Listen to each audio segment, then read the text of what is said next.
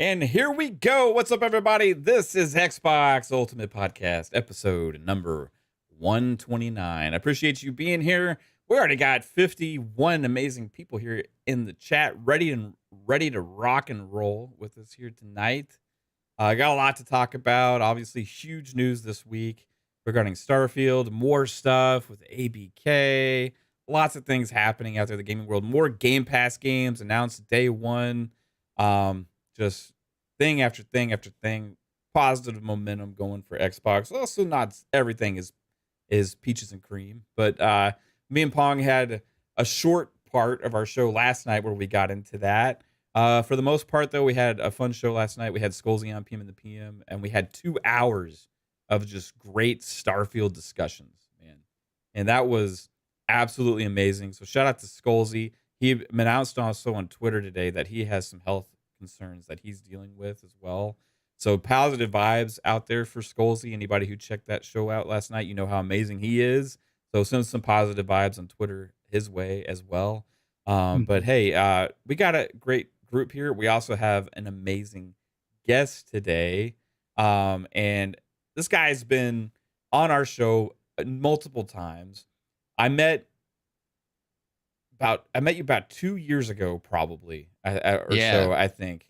And, we were on like one show together, and I think we were both guests or something. I don't even remember. We were on PTK Blam Yeah, we were on show. PTK, the Blam show. Yeah. And for some reason, we hit it off, and we've kept in touch, and we have become pretty good friends, in my opinion, since then. We get game together occasionally. We still keep in touch. You have a huge Twitch following, and you've been killing it on there, and you just keep growing with your channel. It's been amazing to see everything you've been doing.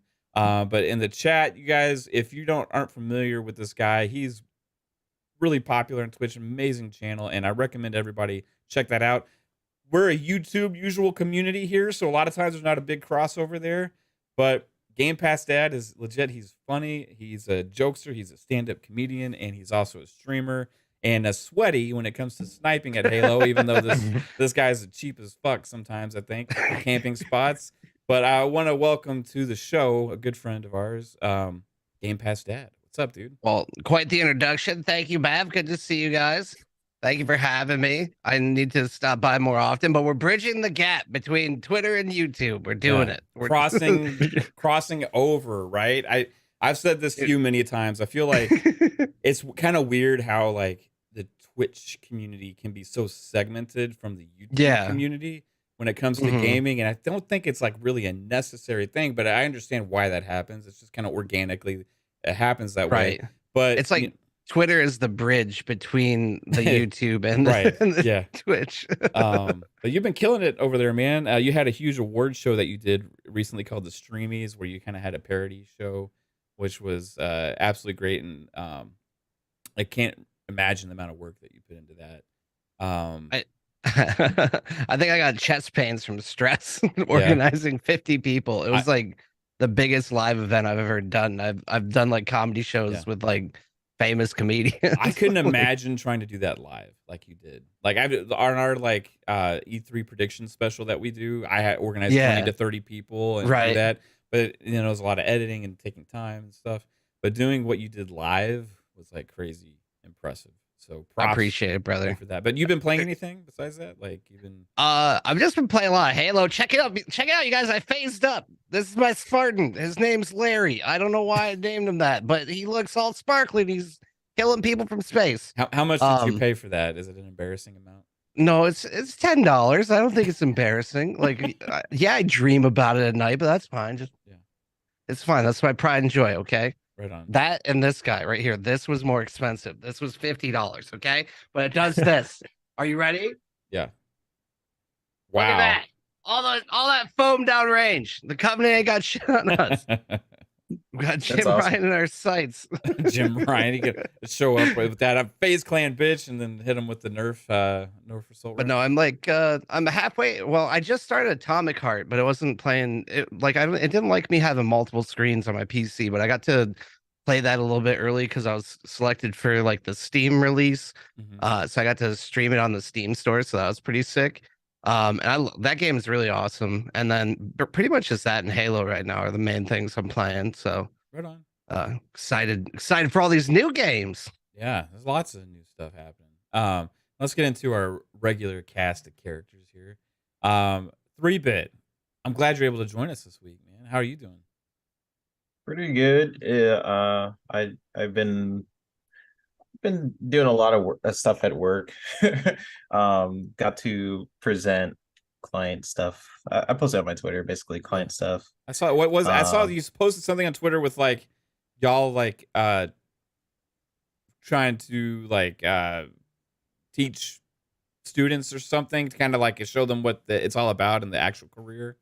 Yeah, basically SCAD is a college, art college down here, and the alumni, students of SCAD and people who are in their senior year, they basically came to our office and want advice, and we got to show off some of the commercial work we did. So that was really fun. That was like yesterday or something like that. And besides that, with gaming, I've been playing a little bit of Sea of Thieves. It's been like really kind of crazy week. So I've been trying to play some chill games I don't have to think about much. Right on. And but no, it's pretty good. Happy to be here. Dude. Did you have to stand up in front of them and like do your Affleck flapping your wings thing, show them how you mocap it? Yeah, I explained it a little bit. I jumped up, like I had to dance sometimes for these Affleck commercials. Like I dance and then I put it on the Affleck duck and explain like how that process works. And that was pretty fun. So if we see the Affleck duck dancing, it's actually your motion capture. Yeah. Wait. Was that? Did you do the one with Dion? I did the rotoscope for that one. Yeah. Yeah. Okay. Yeah. It's fun. I've seen that one a lot on Hulu. Yes. Oh, cool. Okay. Yes, awesome. Yes. Yeah, we just put it on Hulu, and a lot of the commercials we put on Hulu and YouTube ads and stuff like that. So it went live like a week or two ago. So you'll probably start seeing it. Yeah, because I've been watching Buffy again, rewatching Buffy. Heck yeah. On Hulu, so I get the Affleck commercials. Yeah. Nice. What about you, Fuzz? How are you Upgrade. doing? Oh, sorry. You cut out. Oh, sorry.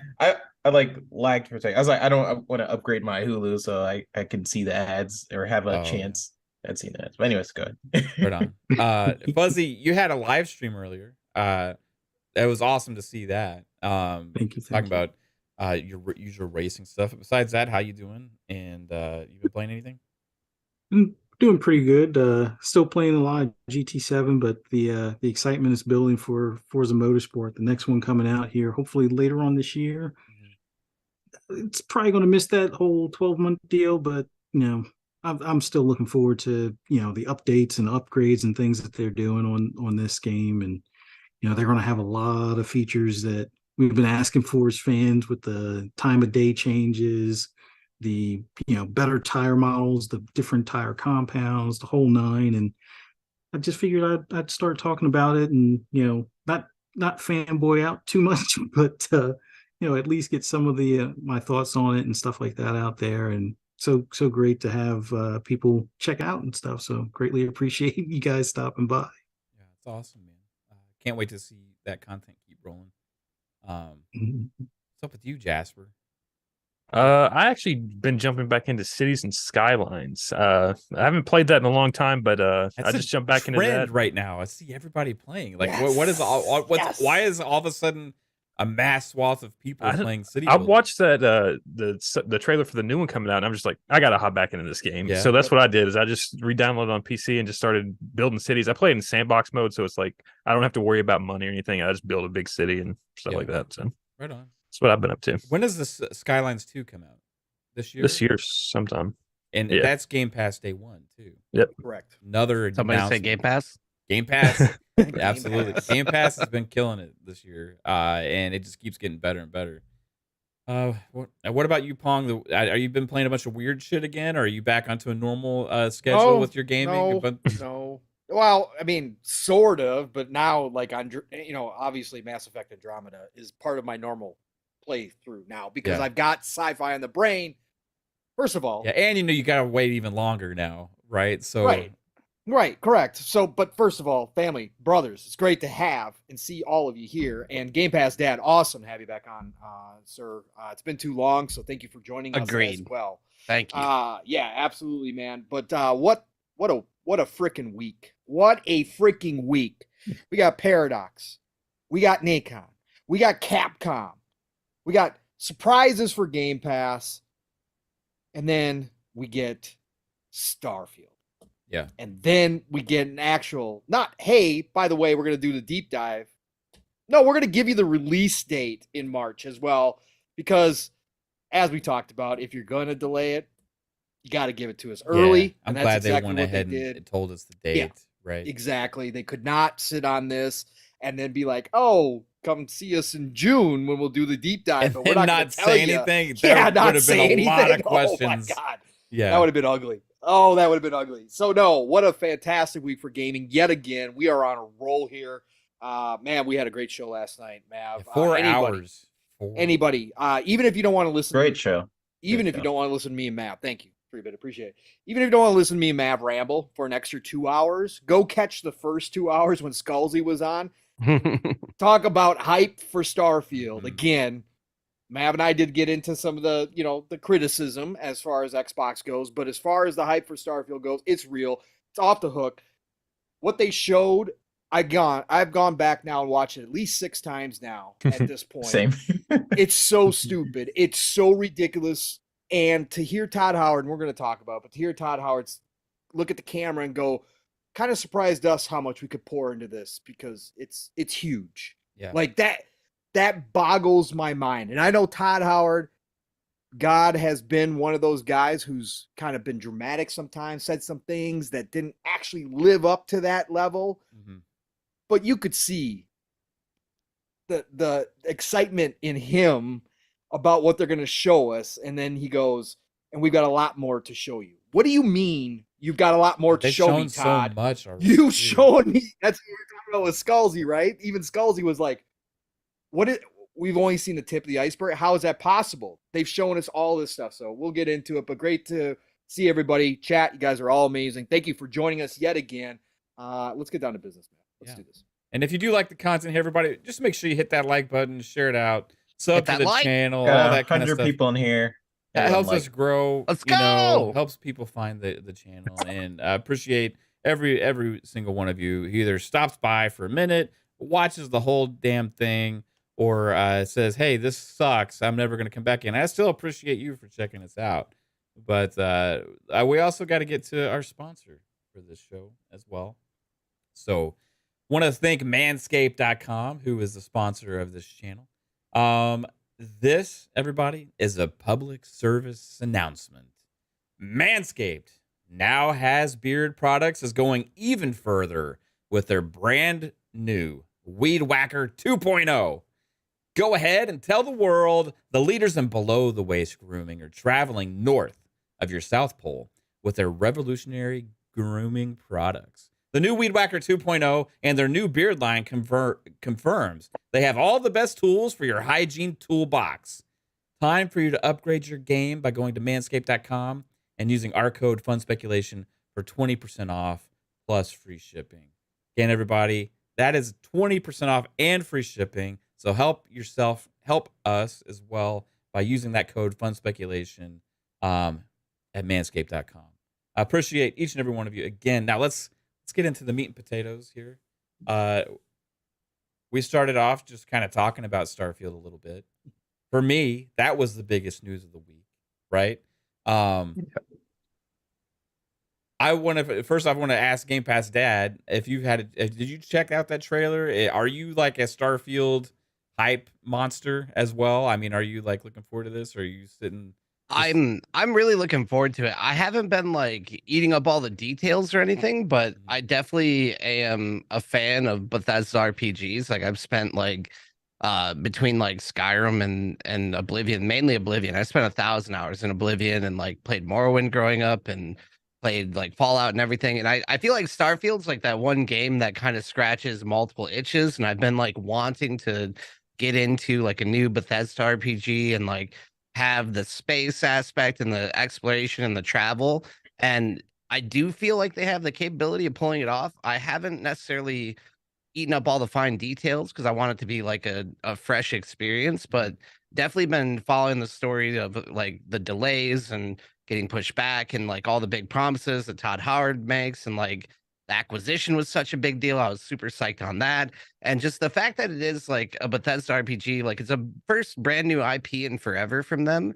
So that's super exciting. And knowing that they are now like the forefront of Microsoft and Xbox and trying to be the system seller, like you expect it to maybe have all the bugs that a Bethesda RPG has as well. But I'm hoping that with all the time that they've given the developers, that like they're going to be able to actually pull it off and have a really solid game at launch. Like I don't expect it to be perfect, but it would be really cool. Like what if with this extra time we just see like just a really solid game, and like everyone's just mostly happy with how it is when it starts, instead of having like a half-made game at shipment. I think in this day and age too, like people are less forgiving over bugs like they used to be for the most part, right? Like this game's gonna have some bugs, right? It's a monstrous, ambitious game.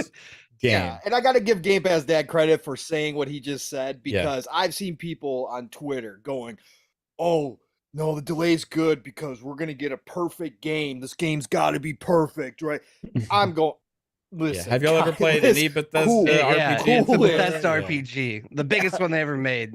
Yeah. It's going to have bugs. It's going to have bugs. The bugs give it character, okay? It like does. I think it would be really nice though with this extra time. Like I feel like at this point the delay might have even been just because I was looking at like the release schedule, like when everything came out, and I've been trying to figure out what to make new videos about. And I almost made one where I was like, there's too many games for the beginning of the year. Like everyone's outside. They don't want to play games over the summer. Like, and there's already a massive lineup of games this year. Like it's not going to work in like the first half of the year at this point. I think September is a perfect place to put it. And I think it's more because of that than like a marketing standpoint than a need for development. But now they just got that extra time to put a finishing touch on it, hopefully. And the one interesting thing that was different than before is that a lot of people were noticing that a lot of the footage that was shown looked like it was 60 FPS, right? And And it looks smooth. it did look smooth. That It was looked, one of the first things I noticed. I was looking. you were at tweeting the us like screen. really fast. You're like, hey, 60. Yeah. Which was a big question, because we're like, can they do it? Right? Because, you know, one thing is Todd is known for, like, he's said it publicly numerous times that like he's a fan of 30, right? I'm not a fan of 30 anymore necessarily, Todd, right? So I appreciate you and your creation. Come on, do us a solid, right? I feel like that's the boss mentality. It's like, you know what? Like, well, I like 30. Like, Yeah. Don't you? Like the dad, like trying to convince you that the off-brand is good. It's like, No. Yeah. it's pretty good. Yeah. Same ingredients. It's all the We same. don't want it. Yeah, I got you 24 this. is actually cinematic. I got you this off-brand controller. You like it? No. Hey, that Power thing's is gonna not suck. bad, okay? Yeah. Game Pass. Game Power Pass A. dance. Oh my god. I just wanted the I'm not option. sponsored. Like just knowing Bethesda, like their goal hasn't always been graphics per se, but it's always been about experiences and being able to go on different quests, and everyone has different like what Pong and Matt was saying yesterday. Like when you play in a Bethesda game, everyone has their own stories about what they did in those games. And I mean, I always go back to like Skyrim, and the experience I had in Skyrim was I found this sword where the more innocent people you kill with this sword, the more powerful it gets, and no one was able to find it. And I was like, wow. So I would like slaughter a whole village, making sure that sword gets more powerful. And Like- it's like such you're- an awesome thing. Yeah. Like you're the only person in your friend group that found it. Yeah, it was the like way in it some is. cave, and that's how a lot of Bethesda games are. You just venture off and go on different quests, and it's such a a massive experience. And then you turn around and you see a mammoth just flying through the air. It's like, well, that's the Skyrim for you. Oh, right. Did you guys do the thing where like the first the first hour after you like get through the tutorial mission, you go wander too far and get blasted to Saturn by a giant? Yeah. Oh, absolutely. Yeah. Absolutely. I was like, oh, we don't fuck with them. Okay. Well, got it. one of my favorite stories Game Pass had is I hopped back into it with the anniversary edition, right? Yeah. And just like my first, like probably the first 5 hours in, I was walking somewhere and all of a sudden a dragon shadow went overhead. And I'm like, oh shit, here we go. Right. I'm like, oh God, no. I look up and here's the dragon flying. And there's a giant on his back, standing on his back, hitting the dragon as it's flying through the air. That And I'm makes like, me want to play. yes, Skyrim I'm back again, dude. home again. I'm back home. This is Bethesda. I love this. This is what's great. Amazing. Those And are now the fucking- glitches The that damn make it college charming. of Winterhold is always being attacked by a dragon. every Yes, time. yes, easy experience though. College Easy of experience. Winterhold. I But hate no, that fucking the thing that college. the thing about 3-bit was saying too. 3-bit. That's exactly what Mav and I were talking about last night. Again, there's things that people have played Skyrim for a long time that have never seen that somebody else could have, right? And that's the thing. Now you throw in 1,000 planets in space. Like that times 20. It's like There will be several planets that y'all have been Yes. to that I haven't, right? Never. And who Right. knows what's going to be on them.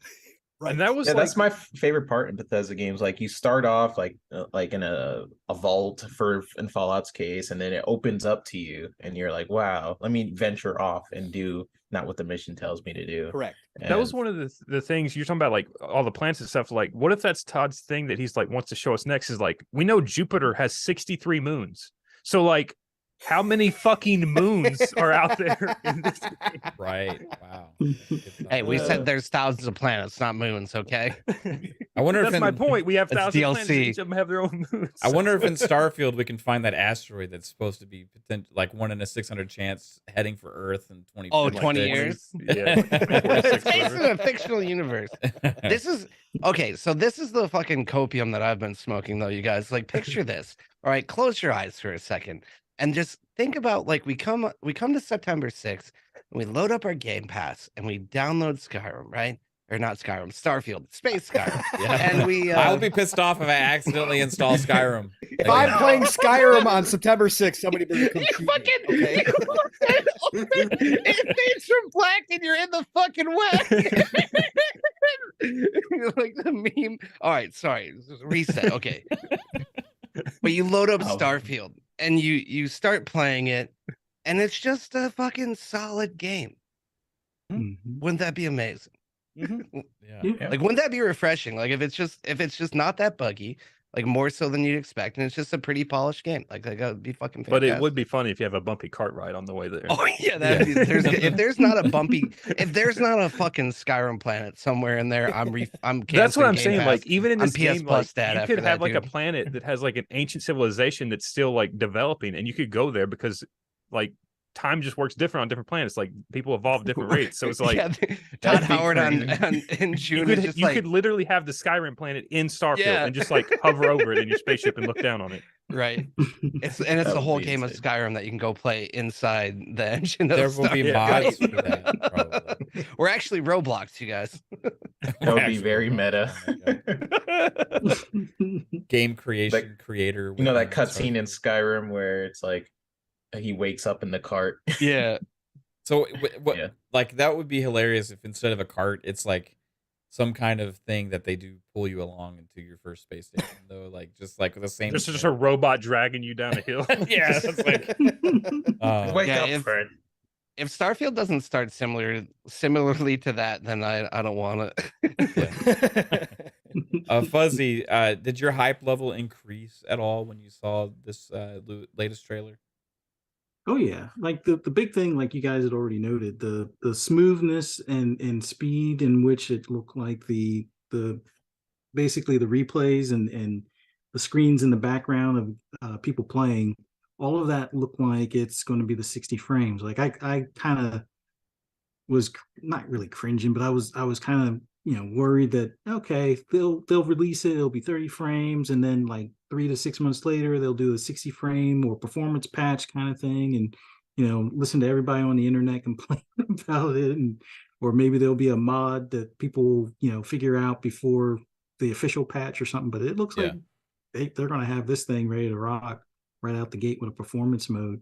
The only other thing I kind of hope, and it's a Bethesda game, so I know they will have some form of a photo mode, but really hoping they have a pretty solid photo mode. Like, kind of surprised a game like Hogwarts didn't have one from start, but just want to have it where, when I'm coming into the atmosphere of one of these planets, I want to be able to take a nice photo, do a like a desktop wallpaper type of deal, or a sunset on one of the moons or something like that, or one of the solar systems where there's two suns and you can have like a partial sunset. Yeah, they got to have the photo mode ready to go. But man, definitely looking forward to it. A little perturbed about the whole 12-month deal.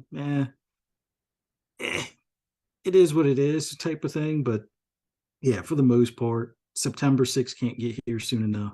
Yeah, I like Pong was saying earlier, and like we said last night too, I am really glad they gave us that date, right? Because that cemented things more. So at least it's like, well, okay, like we got the answers we were looking for at the end of the day, But I will say, in the back of my mind, the date now is 9-6, 2023. So you flip it and you get 69. Well, no, but hold on. Psycho, is that you? 9 minus 6 is 3. Yeah. Right. So if you look at it as a mathematical equation, it's still 3/2023.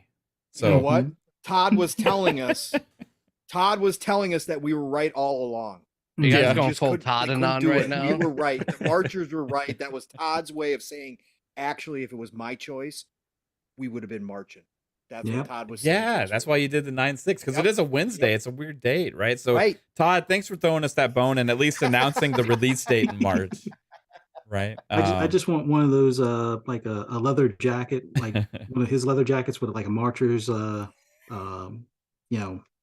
if he had a print or fucking embroidery on the if he had a back or leather something. jacket with the fucking Marchers logo on the back, that would be Yeah. the most amazing thing ever. Yeah. Right. Just Or Todd. if they put a mission in there with a cult group Yeah. called the Marchers. Oh my God. Yes. Can yes. somebody pit Todd? Somebody, Yes. we need to hit up Insane Cakes right now.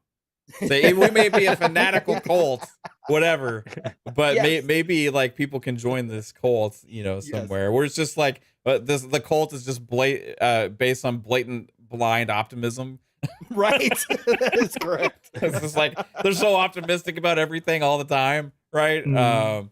Ignore all So the. incredible. And then there's the pessimist. We just got to find somebody in the modding community.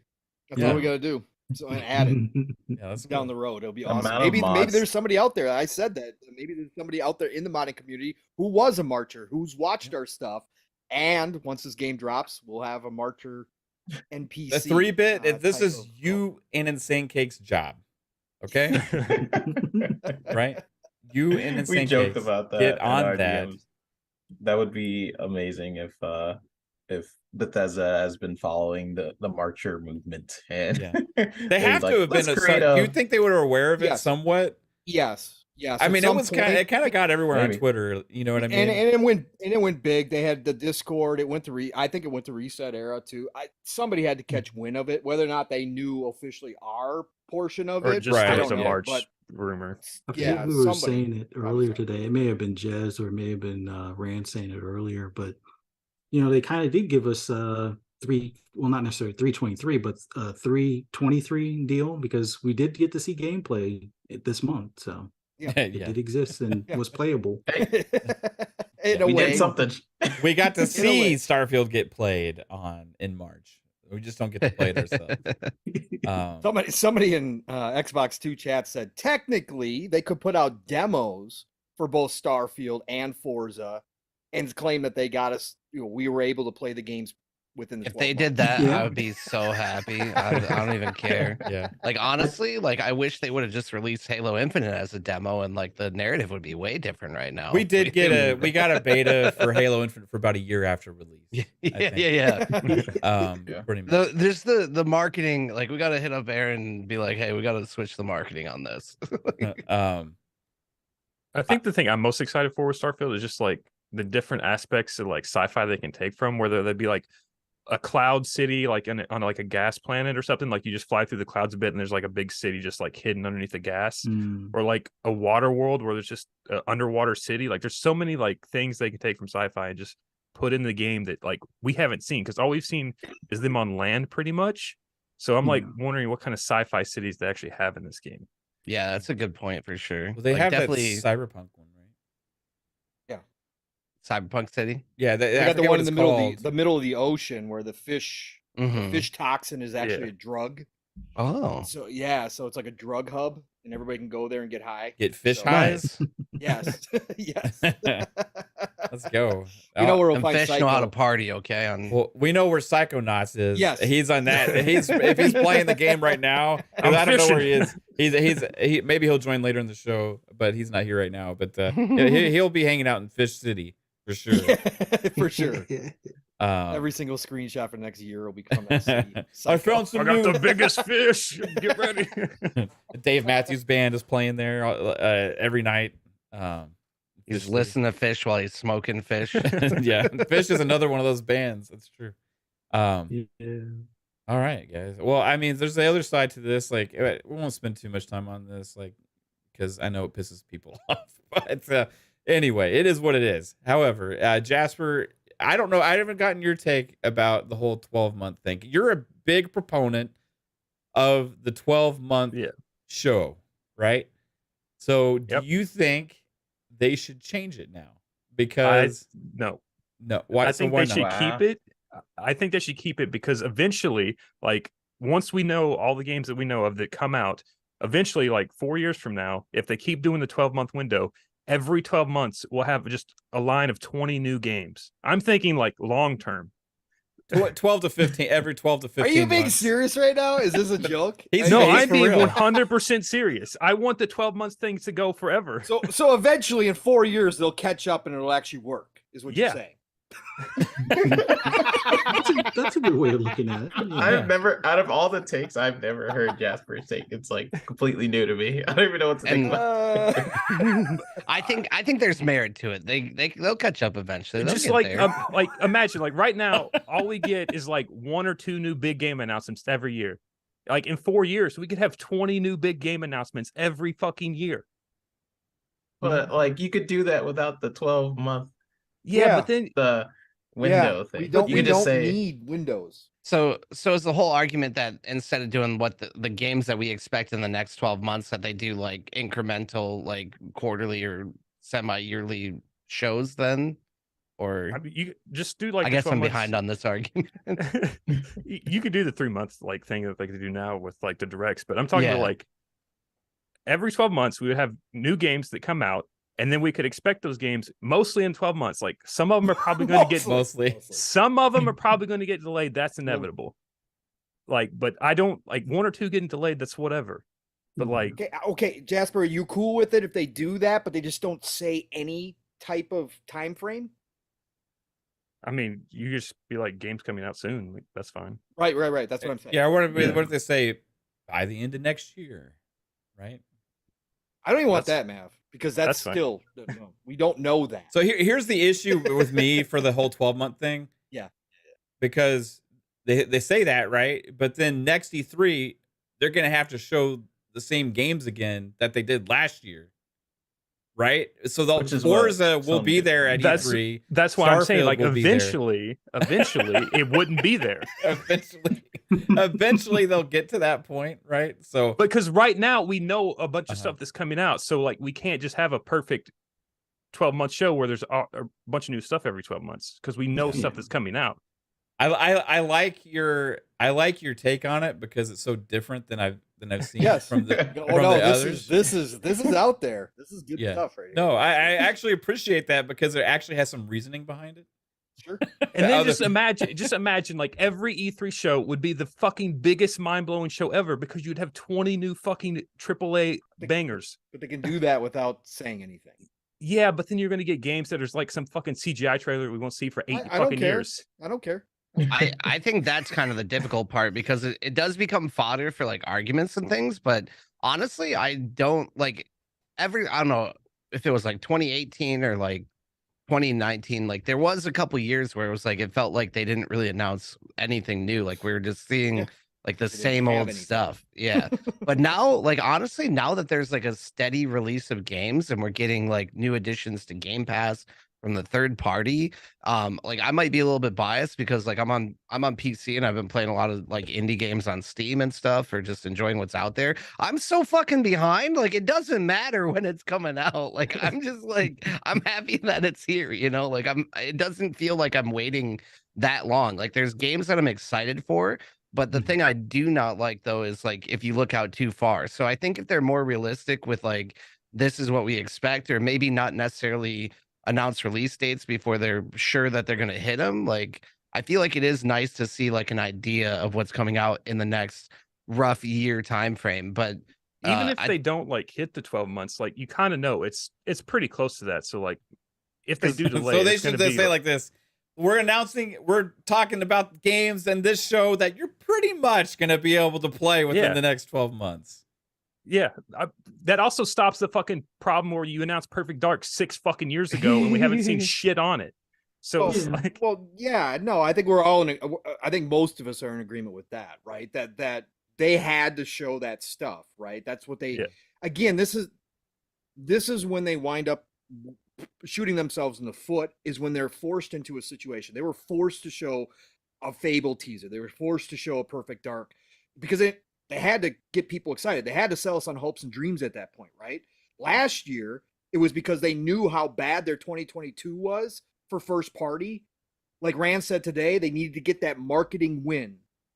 That's what they did. This was, again, it was all smoke and mirrors, but they had to come out knowing that the conversation was Microsoft ain't got no games in 2022. I think Sony ain't So got they no did it. games in 2023 though. Correct. We talked about that too. Yeah. This could be a really rough year for Sony. I mean, Xbox, Unless you're into VR too. honestly, is already killing Sony this year, Oh, and yeah. it's just Oh, going to get it's not even like close. even worse and worse. And I mean, Right. if you look at all of the first party games, which we have an amazing cadence this year, right? Regardless of the whole 12-month scenario. Yeah. Again, I Mhm. think September is actually a really good date for Starfield, right? If it's perfectly in the right spot, it allows them still to do the holiday thing. One question I have still right now, Forza, what's its release date? I will be a little disappointed personally if that's the big holiday game. Again, just for the only perspective that everything that's filling up this year would have been stuff that was supposed to be last year. I would hope that we still have the Hellblade 2. Regardless, though, even if that happens, right? It's still a fucking killer year. That's gonna I think As it so. should be. smoke. Your all's Sony. problem is that they just didn't meet their word of the 12-month window, right? Yeah, because That it's, does because it set the only because they didn't have to say that, right? And again, they put themselves in that scenario where they're just like putting themselves with an artificial timeline that they are not going to meet. And within that sets the same precedent for the MO that Xbox has had for years now, Correct. where it's See, like we just I don't know, I constantly just- get that. But it is what it is at this point. I just you know? took it as like, if it doesn't hit, shit happens. Like we'll get it eventually. Like But that Yeah, and that's, but, like- that's fine, Jasper. But you continue the narrative Yeah. is the problem. The- You have to fix. You have an image problem. If you're Microsoft and Xbox, you've had an image problem for a long time that you've been trying to fix. Right? They've done a much better job. We praised them how many times about their communication, setting expectations, all that good stuff, being transparent. They're one of the few companies that do that. We give them extra praise for being that company. But again, there are still questions out there. And like I said, now how is this any different from like GTA saying we're going to come out in like 2024 and then they delay it to like 2026 though? Like that's no different. Because this is first party, this is Xbox. This is their entire show Yes. wrapped around This is an this. entire platform. right. Yeah, Right. that's the That's main the difference. And it like you can say, well, what's the difference with Sony? Because they always Right. delay games too. The thing I'll say it- though too is if as far as like Forza being the big holiday game, like I know it's not the most hyped, but like where are you gonna put another major game in like the rest of the year really? Well, we we have- know that Halo and Forza Horizon 5 launched within a few weeks of each other, right? Okay. So if we take into that aspect that they do consider like the racing genre not going to interfere with their other products, I feel like they could release it pretty much any time that it's ready.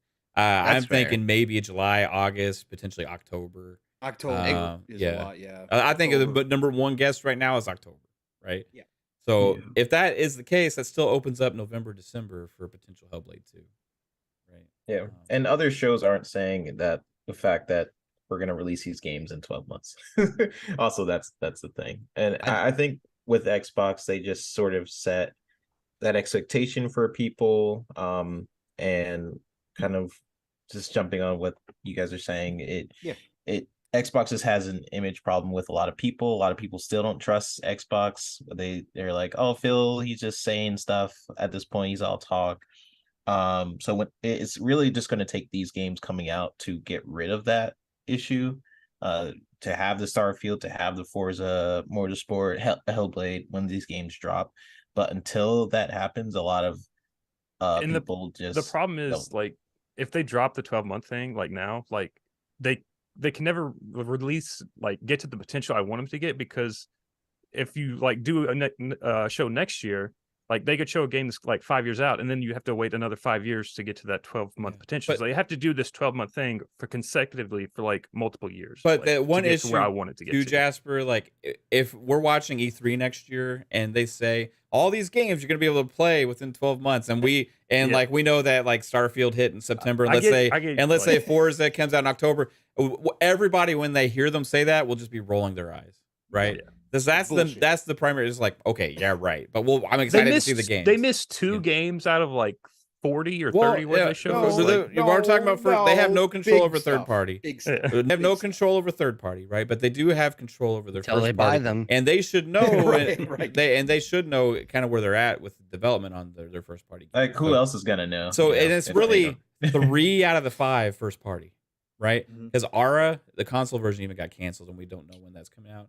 Forza, it's looking like it's going to get pushed, and Starfield, we know, is now pushed past that. So they're batting 40% out of first party, that out of that show, right? So third party stuff. When I saw the third party included in there, you know, that's what they're being told by their partners and stuff like that. You know, from the first party stuff, I was in the mindset, don't do it unless you're 100% certain, right? But besides that, it is what it is. To your point, though, Jasper, the reason that Sony gets away with it and some other companies is because they have earned that goodwill. After this year, regardless, Xbox will have earned goodwill, right? We were talking about this last night, Pong. You were talking about consumer trust. This year, we'll earn a lot of consumer trust, regardless of if they met the 12 months, because of the amount of games we're getting, right? The amount of Game Pass deals. And if the games hit. And if all these games, if they're great. Starfield is the game of the year, if Forza sets a new bar for racing games, hell yeah, there's going to be a lot. This year is still improving that consumer trust, regardless of that 12-month thing. Next year, hopefully, is even more and more and more, and it just keeps building. Might get that mid-year bump from Redfall too, if that Redfall could hit. If ABK deal closes too this year, then you got all those games that could be added to that portfolio as well. So. That's what I was just realized though, is they were probably betting on having that deal closed and have Call of Duty be their big holiday game, is what it kind of feels like. It could in some ways. It could be. The question is though, marketing. I don't know if it's going to close. This year's in is time. still under contract though. Yeah. Chances are there probably won't. I would love for them to say, yeah. "Fuck you, I'm buying out this contract" if they don't sign anything with Sony. But, Other games though. Other games. I would rather them own slicker way they ABK could and go push about it. Diablo and then give a Starfield. Or Activision sue Sony for like a breach of contract Diablo. somewhere along the line. It's just like, oh, you don't have to do it anymore. Sorry, Fuzzy, what were you saying? I think I was thinking instead of doing it in Game Pass, do it as games with gold. Because it doesn't. It says usually in the contracts to avoid Game Pass. Oh my god, dude! But that's why they still held on to games of gold. That's why it's the loophole that we've all been looking for. Fucking put Call of Duty in games with gold. Oh my god, that would be the They just fucking start slyest releasing move all of ever. the Activision titles. Well, it doesn't say Game Pass. It says a competing game service, doesn't it? Like It's like games a, with gold would probably streaming count, service yeah. or something along those lines. Yeah. So the Game Pass technically falls under that streaming service, much like with the same thing with Luna and Stadia, although Stadia is gone, but that's typically the phrasing with something streaming or like a catalog streaming service. But if you're giving it away because the company is buying it for you, I don't think there's a stipulation for that. And a shout out to Tom Henderson today on Twitter, who brought receipts from Jim Ryan saying that to him, Game Pass isn't competition. Correct. So is it competing or is it not that with was an Sony? internal conversation they had. Yes. That I found that interesting. So can that be used against him in any kind of way? I don't know, but I'm sure it's already been brought up. I'm sure it has. Shout out to my beautiful wife Caitlin, who used her membership chat message to say Psycho is probably already hanging out in Fish City. Yes. Yeah. He's at his neighbor's house right now, hanging out in Fish City, probably. That's gross. Mav, you still haven't answered questions from last night, though. What is that? Why do you like broken games? Why do I like you want broken crunch? games? And Right. why do you want broken games to come out? And why do you like crunch? I don't have an answer for that because it's not a thing. Why do you hate developers, man? Why do I hate Yes. developers? The Why do you people hate- need to know. Why do you hate polished games, Mav? For what it's worth, I have given developers a lot of smoke in the past, right? Oh yeah. Because I feel like I don't like crunch and I don't like all that stuff and people having to work forced overtime and all these kind of things, right? But I do get annoyed when it's isolated and just talked about within the gaming community and there's its own term for it. When the rest of the workforce in the world has to deal with the same scenario every fucking day, right? And forced overtime, retail, manufacturing, construction, everything. It's like, Sales, 78-hour weeks is the norm for a lot of people. You know what I mean? It's just like every day. And some will get paid extra for it. Some don't, right? Some it's forced upon them. Some it's not. But there's like a special, like, not allowed in gaming because and we even made our own term for it and all this kind of stuff. Back in the day, these developers decided upon themselves to do it because they wanted to get the shit done, right? And it was kind of like just the culture, right? And I'm not saying that's how it should be, but a lot of times it's like, let's treat these people separately because they make something that we love, right? As opposed to the rest of the world is dealing with the same problem. So what I ask for everybody that's feeling bad for the developers and all this stuff in their workplace situation with having to work so much, let's broaden that out to the rest of the workplace. Time I seen else, is very right? voluntary, like they're passionate about what they're working on. And and even when it's wanna voluntary, work they on get criticized for it, right? So it's like the manager is making you do this when it was turned out that like the management had asked everybody, what do you want to do? We can push it back, or do you want to grind out for a few weeks or a few months? And I think just like everywhere else too, there's some people who are okay with it, but they lump everybody together to make this big deal. Yeah. But there's actually some people who are willing to do it. But nowadays, you got the people who don't want to do it that raise their voices and say, "Oh, we are." I signed made up to for feel 3-day work bad. weeks. Okay. We are made to feel bad if we don't do it because these people are showing up early. Well, And- it's like yeah. okay, and then again, I'm not against us trying to fix better. and workplaces, advocate for obviously. better workplace environments. right? Advocating for all of it, whatever the case may be. I get all of that. What I will say is going back and watching like the documentary, the Xbox documentary, right? And seeing what Bungie went through to get Halo out the door back then. I got to say there might be something lost from that not being the atmosphere anymore. A lot of people and a lot of places work really well when you're under extreme pressure. And you come up, you get more creative when you're under extreme pressure. I'm not saying that's for everybody, but I'm saying if you look at the old days in the games, those games might not have been what they are if that culture hadn't been there. Sure, you can say the opposite. Maybe they would have been better. Maybe they would have been something different. Sure, absolutely. I understand that. I'm just saying, sometimes it does help if you are all solely focused on one project. You block out your social life, whether that's healthy or not, and you get down to business. Sometimes that's when you do your best work a lot of times. And the other thing I get annoyed with sometimes when we talk about devs is us feeling like as a consumer we don't have a voice, right? Because they say you can't talk about this unless you. And this is even the Rockstar guy made this tweet, and he was like, if you never made a game, you shouldn't be able to ask for 60 frames or whatever, or talk about it, or being disappointed. I'm like, man, I'm the one buying your game. It's like Right? So gatekeeping I'm the conversation. consumer. Like I've never understood that. Like where a lot of devs say, like for example with Gotham Knights, like you can't speak on this. It was really hard to try and go above 60 FPS. That's because of our systems. It's impossible to do 60 FPS in Gotham Knights, like stuff like that.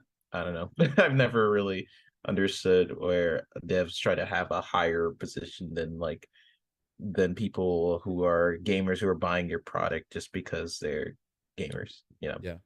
I don't know. I've always thought that was weird. Like I understand as a developer, and I mean I'm speaking as a developer, who like I have my opinion, I have my experience of working in the field, but if you're a gamer, you're passionate and you're into the field, you have your opinion matters just as much as a developer. We're all human, we're all people. So why do you hate us non-developers? Hate us non-developers. Yeah. If I go to a steak restaurant and I spend $70 on a nice meal and the steak is like undercooked or like sucks ass, I'm gonna complain about it even though I'm not a chef. Right? Yeah, exactly. Right. Absolutely 100%. That's the exact analogy I had back in the day too. Like it's just I'm gonna say, hey, why isn't this better? And they're like, you can't talk to me because you didn't go to culinary school. We get out of my restaurant, you son of a bitch. It's a bad steak. It's a bad steak. Italian chef is I stayed up until midnight all week marinating that steak for you. Motherfucker, I'm gonna go on Yelp and leave you a bad review. You can't do that because you don't know how to sous vide. You're not a chef. You cannot speak. Exactly. For you.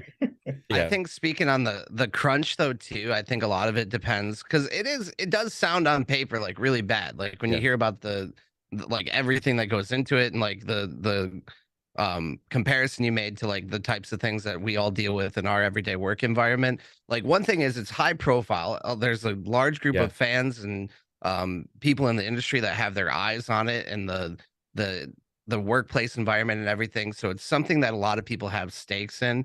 But really, when you pay attention to it, like I think the main thing to look at is like how the company handles it and the environment that they are giving their employees and whether they're like doing this in an ethical and legal way.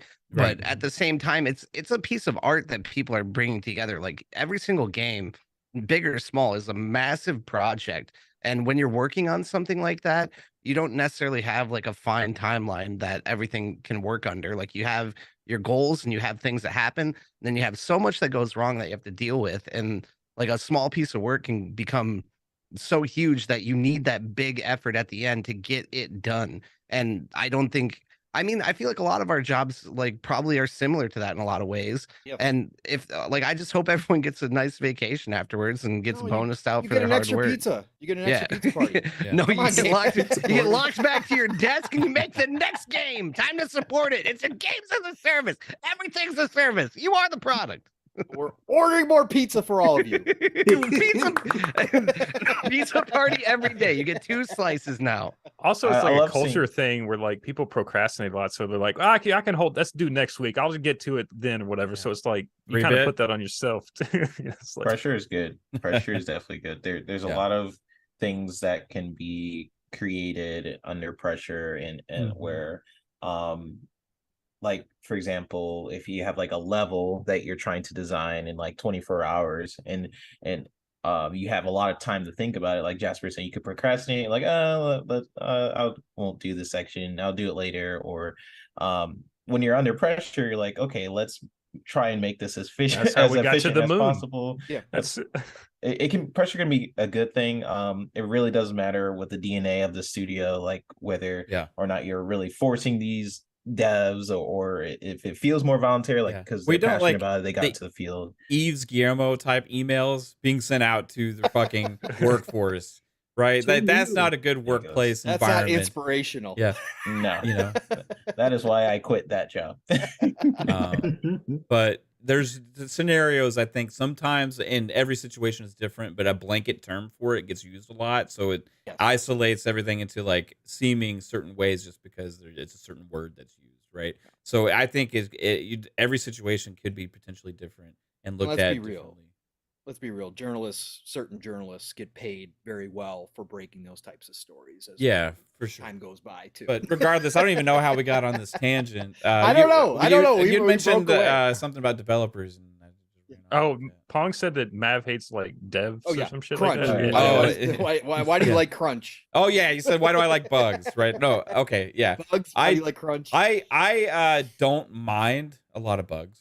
Right? Neither do I. Now, Which is now, I know.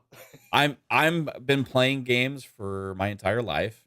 I've been playing ambitious big games, and they're always bigger, and I always want more. And I'd rather developers go for ambition over playing it safe. Right? Double A RPGs in the 360 era will give you a different perspective. on If you bugs. played fucking Two Worlds on the 360, yes, exactly. What I oh was my just thinking god, about. one of my favorite I was thinking RPGs on the of Two 360. Human.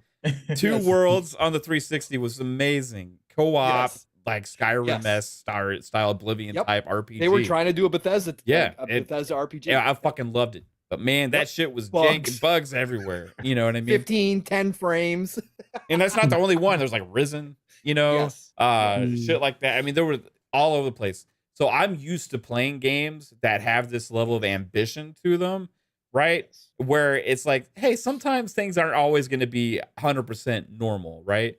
And my expectations for Starfield is going to be my expectations of every other Bethesda Softworks game that I've played, where it's a little buggy and weird shit happens, like Bob said, a giant launching you into outer space, right? Yes. You know, and interesting things like that. Now it's good that the devs get more time to iron out as many of those things as possible, right? Mhm. And I don't ever want a game to be rushed they're never out gonna find for them the all. sake of a specific No. deadline that they Can't. know that it's going to be a shit product just for hitting, Yeah. right? But there's also a reality that comes into gaming, right? Where at some point you have to go, right? You have to put it. Because Starfield will be getting bug fixes and patches for probably 10 years, right? Let's just be real. That's going to happen. There's going to be update after update after update. There's going to be patches, bugs. Well, every time new hardware is implemented on PC, there'll be little issues that work on this graphics card or any time like something. There was going to be bug fixes all the time, right? So saying, hey, do you like bugs? No, I don't love bugs, but I don't like overreact necessarily to certain bugs, right? If they erase my entire Yes. playtime in the game Yes. and I'm 30 hours in, I'm a little pissed off, right? Oh yeah, that's different. Unacceptable. Yeah, if I see like in Hogwarts Legacy a guy walking through doors or just like walking into a wall like an idiot, you know, and I just kind of chuckle at it and move on with my day. That's magic. You bro. know what I mean? It's magic. So no, No, the magic was real until that point, Mav. You should have walked straight through that door. the interesting thing is we never know how much the extra time helps with the aspects of that kind of stuff. So when they delay a game like this, I'm assuming that they needed it, right? And I'm just assuming they needed the more time. I'm okay with that, right? Asking them Xbox to not overpromise is not the same thing as asking Bethesda to rush games out, right? There's that damn Series S Because holding it back. Xbox making statements about when games are going to release when they aren't sure is different than the developer saying we need more time, right? Because the part from Xbox's perspective is they didn't have to say that, right? That's the difference, right? So I want them, if they need more time, to put a game out there, to delay it. I want them to delay it if they need more time. I want them to put the best product possible and all that kind of stuff. Games take an exceptionally long time now to make. Even more, yeah. Yeah, but with also part of that no crunch culture and all that kind of stuff, probably has Correct. part to do with that. There's a lot less Lots to pressure do with it. on it, and people get stuff done on their normal dailies and move on with their day. It kind of seems like a lot of times, and whereas beforehand they had like, shit, we got to get this thing out in 3 months, and we fucking got to figure it out, right? So that maybe have an aspect to it somewhat as well, but I'm okay with that. If taking that pressure off of the devs, right, means that it's a better environment for them, and I have to wait longer, that's okay, right? I understand that too. I just want clear, like statements or information from the publisher on these games as opposed to smoke and mirrors. Yeah. Right. That's it. Yeah. 100%. And I preferred the show they did before the 12 months. Like that was one of the best shows they've ever done, in my opinion, with when they showed Save Decay and all these games. Yes, they're further out, but to me, I don't really care. I like seeing games far Me too. out. I like getting hyped and even thinking about like, for example, with Starfield, I before they even showed trailers and stuff, I would look at forums on fan theories and what could be in the game, and this conversation goes on.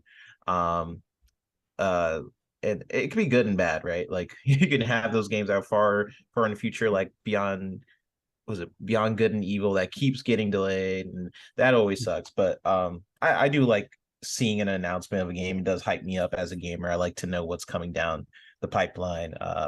If they could do a mixture of both, Jasper, where it's like, here's what's coming soon, and then also like future, like that was my one criticism of that show, was that like the show was sort of hindered on that 12 months, so it felt like almost restricted, and they didn't have to put that ball and chain on themselves. Like they have so much in the pipeline already, Contraband, all these games coming up, maybe even next year, that they didn't really have to do that. I'm just thinking of it as like in like 2028, like if they stick with this, like eventually we would have it where like every game we shown would be coming out that year, because they're more confident because they have so many damn games.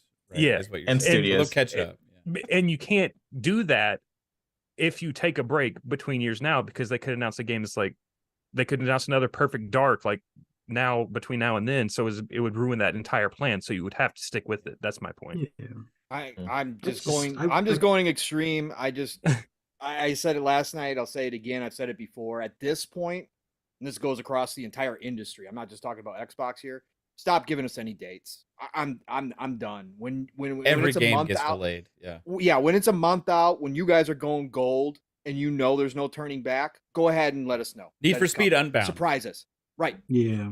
Right. Let us know then. Yeah. Just do that. I'm cool with that. I know some people wouldn't be happy with that. I don't care.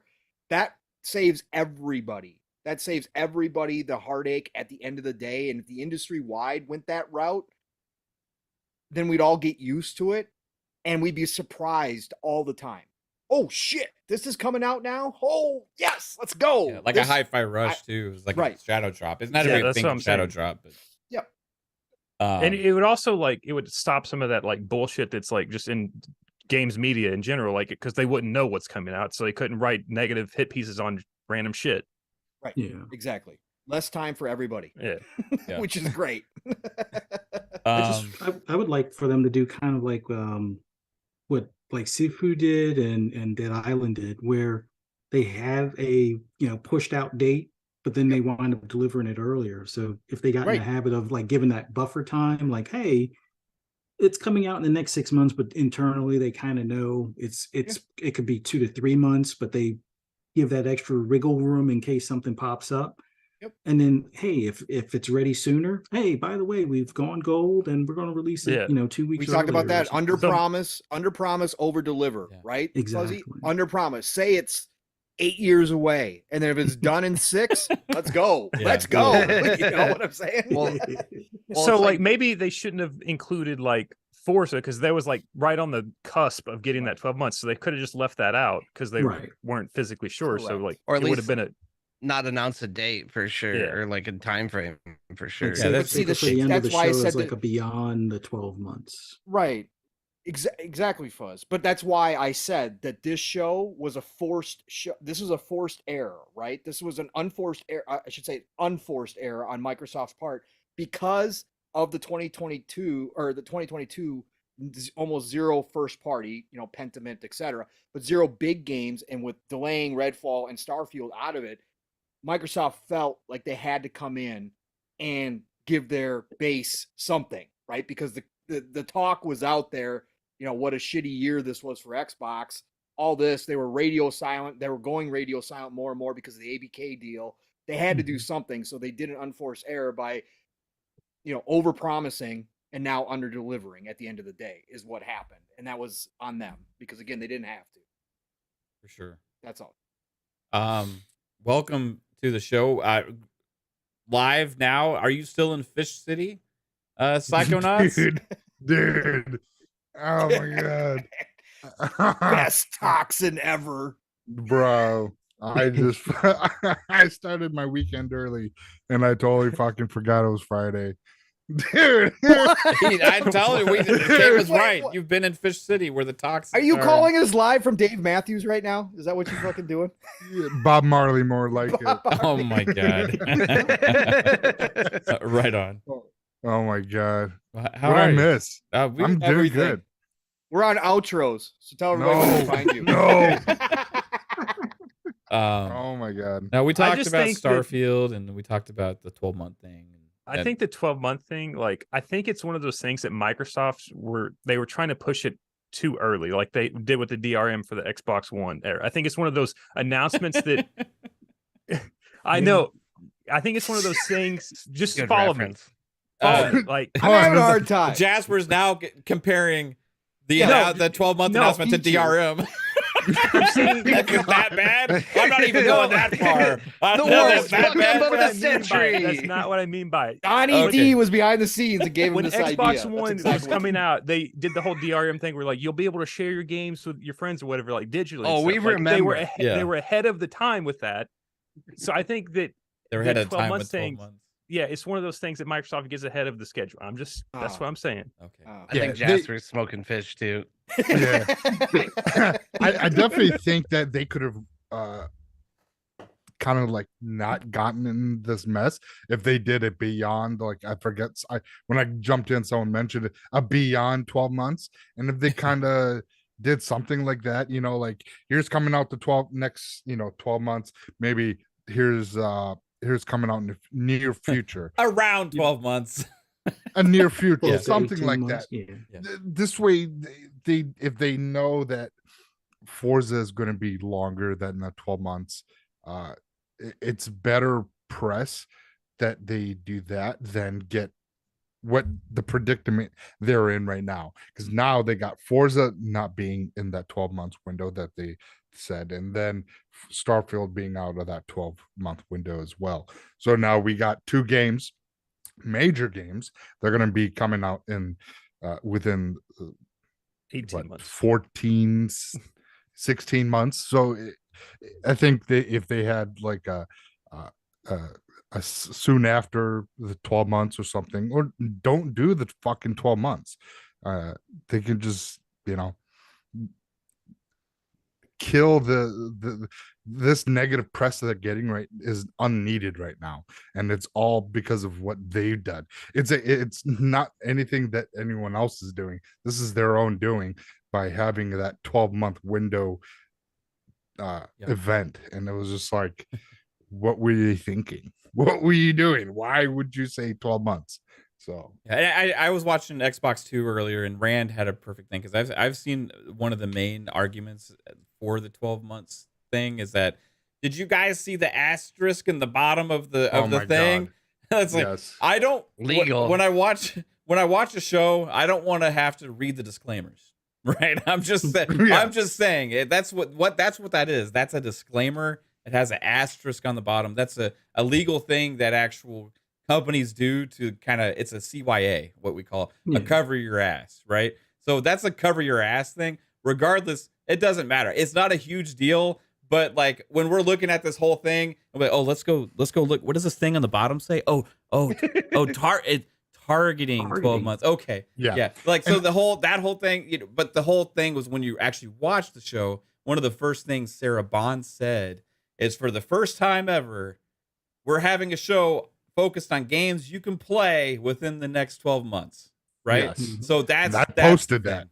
Yeah. And I got heat for that bullshit, It is because they're like, oh, you didn't see the asterisk, motherfucker. I didn't go into the press release and look It for shouldn't that matter. shit, It because shouldn't matter. yeah. I didn't even notice that. I didn't even know that, because if that was a thing, we would have brought that up on any of one of our shows. I wouldn't have, That- because it's just a disclaimer. have. That's like a foregone. That's like an assumed thing. Of course, they're Well, gonna have a cover your ass. Your on there, spoken you know? word It's is like, much more important than what's on a disclaimer. Yeah, Yeah. that's a disclaimer. Is it? Well, With they, That's what it is. everybody- they didn't hand out any disclaimer cards at the event. I was there at the event. I was like, where's my disclaimer card saying that this was targeted? Well, that's what exactly. So if you're at the show and watching live, there's nothing that says targeted 12 months. So for these knuckleheads out here coming at people for, say, hey, you know what, this 12-month window event was kind of silly on Microsoft,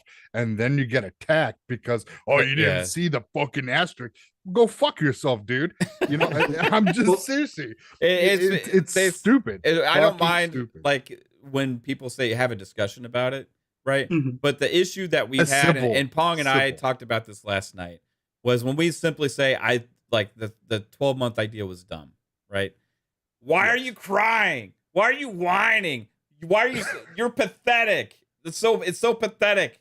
Like, I mean, really, like, come on. When you really relegate to like name calling and stuff over like somebody just trying to say that they don't like the 12-month show, but like games need more time. You want them to rush out games? Like we didn't say It's a that. completely separate conversation. It's a separate thing. This is regarding the same conversation we had last year about that show. It is, and again, it gets more blown out of proportion, in my opinion, Yes.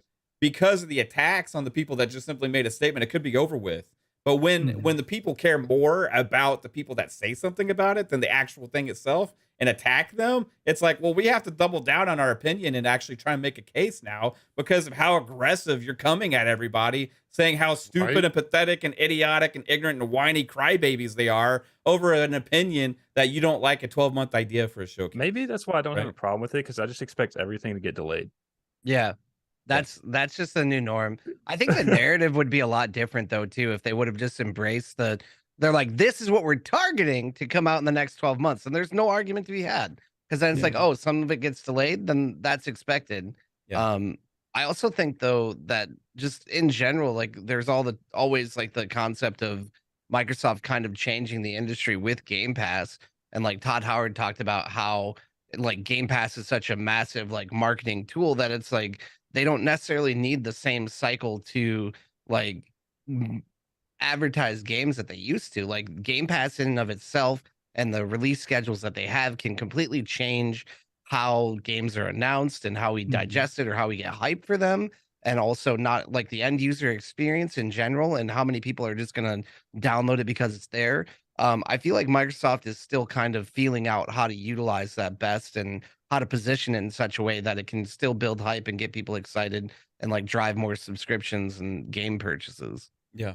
Yeah. Sure. Let's get to a couple super chats here and move on from the conversation because like again, Spider-Man, I see you, bro. He says it did say it. Maybe we should read. Well, it was we said we saw it. Now when we saw it, it's an asterisk on the bottom of the thing, and it's a disclaimer. I don't read. But besides that, regardless, that doesn't matter. The whole thing is not even that big of a deal. It's just I don't think they should do. I think a lot of people just mix up the messages of that we don't want games delayed. And Stick with your guns, Microsoft. Double that's down. not true. that's fine. If you have that opinion, Jasper, that's cool too. The thing that's different with you is we can have a normal, rational discussion about it, other than you calling us whiny crybabies and pathetic, Stupid and dumb. because we didn't like the idea of a 12-month show, right? So, besides the point, like it is what it is. Xbox is killing it this year. 2023 is absolutely amazing. No matter when Starfield comes out, no matter the fact that they did that dumb idea last year, it doesn't take away from the fact of how amazing this year is for Xbox. 2023 is incredible. You got Forza coming, you got Starfield coming, Redfall's around the corner. We still have Minecraft Legends as well. Tons of new Game Pass games get announced like every week, it seems like, and the ball is rolling and huge momentum, I think, right now, and it's just going to keep getting better and better with more announcements, I believe. So it's an amazing time to be an Xbox gamer, whether we feel like we need to criticize something that happened last year or not. It doesn't take away from what Xbox is doing, right? Splendiferous hit us with a $2 super chat says, "Tell us about the meetings you guys have about us, 3-bit." So, question 3-bit. Like, this is actually something that's interesting. The Splendiferous asked a good question here. Because you've been in game development meetings and you've heard pitches from game developers to like studio heads and executives and stuff like that. How much conversation is brought upon by what the gamer and the community reaction will actually think of the product? In the very beginning, usually. Very beginning? And then it changes over time. Like in the very beginning, it's like, oh, gamers will love this. They've been waiting for X, Y, and Z for a while. Let's do this idea. And then as the idea gets funneled to like different producers and management, it slowly shifts into whatever the company's DNA is. Yeah. After something's shown 3-bit for the first time, after something's shown for the first time, 3-bit, do you guys all get together and then read tweets from people and look at YouTube clips about what people are saying? Usually it'll be it'll be like fan video, usually fan videos. Yeah. Like recaps of like, oh this game, what a future game could be, essentially. Fan videos, or mostly, and some news articles, sometimes go through forums. Do they show the shitty ones with people complaining? Yeah. Yeah. And sometimes it's actually important to do that sometimes, because they might, while a gamer might hate a game, right? They'd be like, oh, this feature sucks, it's buggy, it's whatever. You can actually learn a lot out of that sometimes. Bullshit. Out of You guys sit back and go, these guys are a bunch of idiots. They don't ever sometimes make games. Sometimes. I'm not gonna lie, we'd be like, sometimes you sit back and just be like, no. Or you But get Suicide sometimes Squad you where you can- delay the whole game because of it. Wow. How did that go down? Yeah, that's a good question, because you could actually translate that. Do you think what took place in that decision, 3-bit? Like, how, because you've seen the insides of Ubisoft, right, where they're actually delay everything because of community reaction these days. So within Justice League Suicide Squad kills the Justice League, right? Yeah. It should be the Justice League. Justice League kill the Suicide Yeah, let's Squad. go. It would have been a better game. It should be the opposite. Suicide Squad kill the Justice League. Within that, maybe that's the change they're making. No, but besides that, like, reskin it all. when they show that game and they got the reaction that they were not expecting, I would assume, right? Yeah. The meeting that may have taken place, is that what happens? They show like videos, they show like tweets, they show like all this stuff, and then like, what do we do about this? Like, what could they do to change that game? You know, I mean, some people's job is to gauge feedback from people, right? You have like certain people in positions where their job is not game development, it's not other things, it's listen to the people, to listen to the forums and stuff. So those are the people that are gauging IGN, gauging Twitter, market seeing interest, what people and the fact that when I watched Suicide Squad, we were all reacting live. I was just like, that's a little weird. I'll still play. I trust Rocksteady. That was kind of my stance on it. It was like, I was just like kind of thinking about it. I'm like, oh, I'm sure I'll have a great time with it, especially with friends and stuff. But you had major articles like IGN and they had videos on it. Like, this is not what I want. The fact that bigger articles were talking about it like that as well probably made them think about like, hey, actually, let's go back to the drawing board. Let's see what these people are saying, so this game doesn't bomb on release. So, but the question too, to Mav's extra question there too, 3-bit. Yeah, that far along in game development, ooh, that's issues rare. that people were pulling out and saying, talking about the game. Mav and I talked about this last night too. I sat back and I go, okay, and again, I'm one of the people who actually liked it, was more interested in after seeing it. But I listened to everybody, especially you guys and stuff, and all the different complaints about it.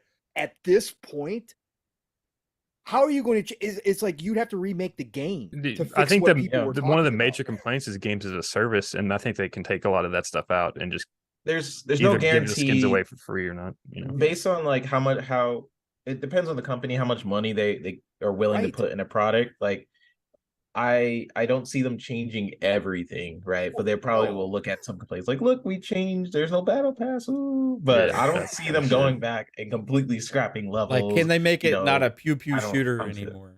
You know Yeah, what I right. mean? Are they going to introduce melee combat now? Completely different. Arkham. There's I don't gonna- know.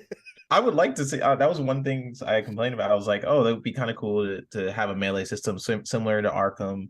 But I was willing to give the game a shot. Like I complained about the game, but I was Yeah. like, okay, I'll see what I this think game is most gonna people come were back. still on that, but I don't think most people were like, "This is trash. I'm not going to play it." I think Oh, most I were thought- like, I feel like most people with you, Mav, where you're like, this is fucking ass Rockstar or Rocksteady game. I'm not playing this garbage. No, I didn't say that. It is weird. I said I was still going to play it, and I'm still probably going to like the game.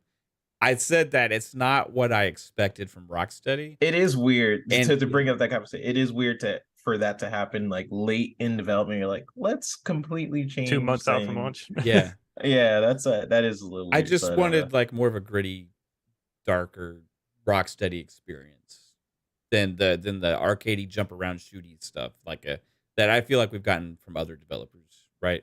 And that was my main thing, but they can't in 3-4 months, whatever, like completely. Well, they delayed it till change like that. 2024 now, so Potentially, that's what Rumor. Grub was saying. yeah. But anyway, it's interesting. All right, so we also got another $5 super chat from Spartan661 says, I think it sucks that if Xbox owns Call of Duty, they have to dumb it down for Xbox owners just to have parity on PS5 for 10 years. Yep. that's like something we talked about with the Series S. We had a whole show about the Series S and why developers are choosing to develop the PlayStation version first and then the Xbox version and why you'll see this performance disparity. Like sometimes you'll see Xbox perform better, sometimes the PlayStation perform better, which is why I felt like PlayStation wanted to add that parity thing in the contract, because the Xbox is a more powerful console. But the developers are going to develop for the PlayStation first. But being Call of Duty underneath the Xbox studios, I'm sure they're going to want to take advantage of that technology of what's in RDNA 2. Or Sony was being a nice guy and was like, hey, give Xbox a bone. We don't want their games to be ass and run bad because it's made for our PlayStation. Right. Yeah. So that to me, I feel like Sony is kind of smart in that regard, like knowing that like, hey, that might be a problem. We might see pretty big performance jumps from the Xbox version to the PlayStation version. So that's just them, you know, being business people and trying to make it seem very similar on the PlayStation to Xbox. So I don't know. It's to me, it's like very clear what they're. Yeah, I just hope they don't try to. Three I big just hope days, they. no? Yeah, it froze. Oh wait, no. He's Oh, Oh, Jim he's Ryan back. got me. Yeah, I just hope that they don't do the whole performance parity if Sony tries to push it. I hope the regulators see through their. Psycho, you know what's coming, bro. Yeah. I just hope it's. I hope it's not, CMA's in because his if it's like the CMA is the only ones, and the EC and the FTC, they don't have that in their clause or in their concessions. CMA used Sony's talking points at the very beginning. I'm not. So I have no idea, but I'm not very optimistic. if that's the about case, anything. and if the CMA tries to block it, fine. That's fine by me. If the EC passes it and Xbox just go ahead and goes through with it and without the FTC, because then because they'll lose in court, so they're not going to go any further than that. So what? Let the CMA or the UK, if they don't have Call of Duty, their fans are going to get upset and But they're going to go after them. They would need to go back, and if that happened, they would need to go back to Activision and put in the deal, because the reason why people are saying the deal would close if the CMA cancels it, because it's in that deal with Activision. Yeah, It's contingent, so it has to be approved at all those locations. Yeah, So they would have to renegotiate. Which is possible. Like seeing Activision is pretty close with Microsoft in this deal, they could go back and be like, hey, we can't get it approved in these areas, so I don't know, but I don't know. If Jim they're willing to Bryan's do definitely that. burning some bridges at Activision. We're about to get into that. Yeah, we'll in get just a into little bit. that. But Psycho, there's no way Microsoft's going to play nice. Microsoft's going to play nice. They really are. I would want them not to, but they're going. That is the one aspect I do not want to see them play They're nice is that performance parity. Yeah, I would not play that. But that just shows that your version of your video game has to be degraded to match the performance of the competitor's console because they did not engineer their console to your standards, and that is fucked up. Right, but they have all their other first parties that will be able to show it off, right? So they're gonna give up the Activision shit. Basically, Call of Duty is still gonna seem like Call of Duty. Biggity with a $5. Biggity 08 with a $5 super chat. Biggity! Shout out to Biggity. Thanks for watching. Says this sounds like a PlayStation podcast. Hey, Game Pass Dad, as a guest right now, crazy. do you feel like you're on a PlayStation podcast? How? I don't see console. I don't see console. So he's been PC Master Race for like the last year. Dude, it's an embarrassment. If you go back to like when I first started tweeting about Xbox and PlayStation, I just have all the games now except for the ones that Jim Ryan holds back from me. That evil guy. So the interesting thing is to Biggity's comment, right? Like we get this anytime we have any kind of criticism over Xbox, right? Yep. So I know Biggity started watching some of our content more recently because we've had a lot of new names here over the last several weeks, right? And a lot of times we're like, well, fuck this, fuck that, or hey, we love this, we love that. Mostly 90% positive on anything Xbox does because they've been killing it, right? Yep. But anytime we do have any kind of like negative feedback or like constructive criticism or saying that we don't like something, it's like untolerated in a way. For me, it's like I don't ever want to be in a point where I'm faking my thoughts to appease or censoring myself because of how I feel to appease you guys. And it's not because I don't respect you guys. I love you guys. But if I'm doing a disservice to the community, if I'm not being a real genuine person, right? And anything, and I said this, plenty of those people out here too. And I've said this from the get-go when we started this channel. I guarantee you one thing that's always going to happen on this channel is my thoughts are going to actually be my thoughts regardless, because there's too much disingenuous bullshit out there, right? And 90%, I'm like fucking Xbox hardcore, right? I sold my PlayStation. I fucking hate the Switch right now. I'm all in on Xbox right now. I'm like dedicated out the ass. My PC sucks, so I don't play games on PC either, right? It's like Xbox is my platform, and when I turn on my Xbox every day, that's the place I play. And I have fucking 6 Xboxes, right? I have 3 Series X's and I have 3 Series S's, right? And I will criticize something still if I'm not happy with the decision or if I think they could have done better at something.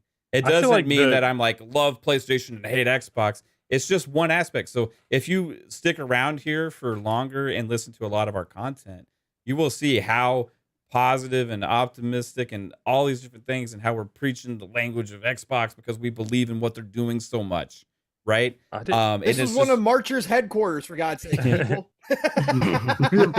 I didn't take you all as being like too negative. Like there's so many much more things you could be negative about with Xbox, like the fucking controller quality. Like fucking fix that shit. Right. We've had the controller discussion. No, we need to fix the DVR for that. Hey, Xbox. this just in, we have a new color. It's broken controller gray. It's coming out this year. Limited edition will be $79. We just had to buy one because of stick drift. So, but that happens on all platforms. Hey, PC Master Race page, and then you want what might fix that? No, Mav and I talked about that last night too.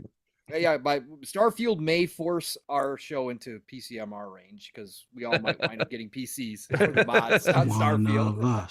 I mean, honestly though, like that whole thing, like it's just Game Pass is ultimate. It's just like very complete. There's not many games I missed out on, and like I honestly could have gotten like a Series S to fit on my desk, and there's some games I want to play on console or if I want to sit down, but it's like the PC experience is nice. Like the Xbox app on PC, sucks, but it's getting better. They just don't So add does- the third-party Game Pass games to PC as much. Like Rainbow Six Extraction, like that's not on there. Like there's just random, like some of the bigger AAA like third parties never on PC Game Pass app. That's Extraction has the best main menu I've ever seen. It's That's like 'cause Because you gotta make you it. worked on it. Really?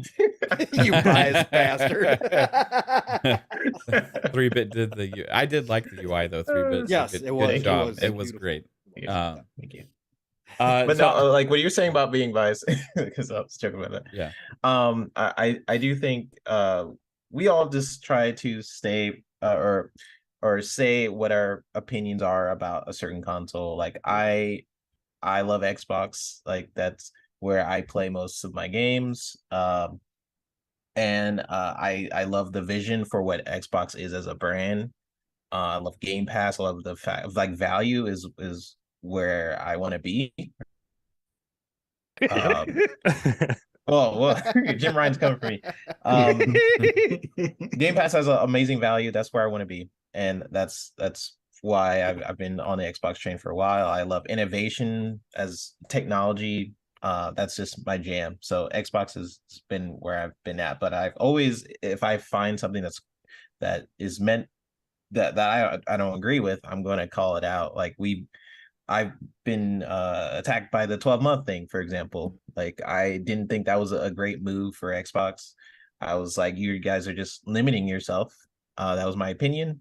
I have people who are pro Xbox channels basically saying like, hey, you're stupid. You don't deserve to, whatever they were saying, right? It's like you have to be critical about something if you really want it to improve. And I feel like the benefit of being an Xbox gamer is the fact that they do listen to the community to an extent more so than the other platforms. And more you've so than worked with PlayStation. Playground recently. I did. Yeah. Yeah, and I've gotten to work with those studios. And you know that they as- do listen to criticism and may make changes within Xbox according to critique sometimes from the fan base to help better the experience.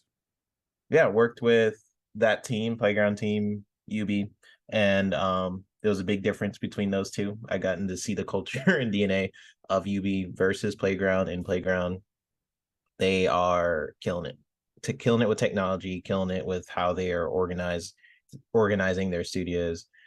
So I've seen it internally, and then I'm also a fan, right? I've luckily been a part of those conversations of making the games, but on the other side, I'm also a fan of how they've been doing it at the same time. So I always try to caveat that because people are like, oh, you work for Xbox. I say, oh. But I'm just a fan of the brand. I've always been a fan of Xbox and where they've been going. ISO Serious wants to know what's up with Fable.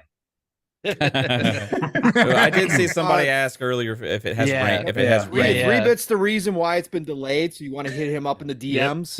He caused a lot of issues while he was there and trying to undo all the problems. He accidentally called deleted the game. 3-bit. He brought his Now pony it's to the studio on relaunching on accident. Unreal. And started kicking all the servers. It was going to be out in its first 12 months, but 3-bit delayed it. So Yeah, they Uh, took out. Accidentally He took tripped out all on a the wire and server exploded. It was my bad. 3-bit, what is your 12-month plan for Fable? Please tell us. Oh man. Not releasing. not releasing. That's probably Tell you what games aren't coming in the next 12 months. Delaying another 12 months. That's my plan. All right. Tom for Toonami hit us with a $2 super chat. Said, did y'all see the Destin Michael Pachter interview?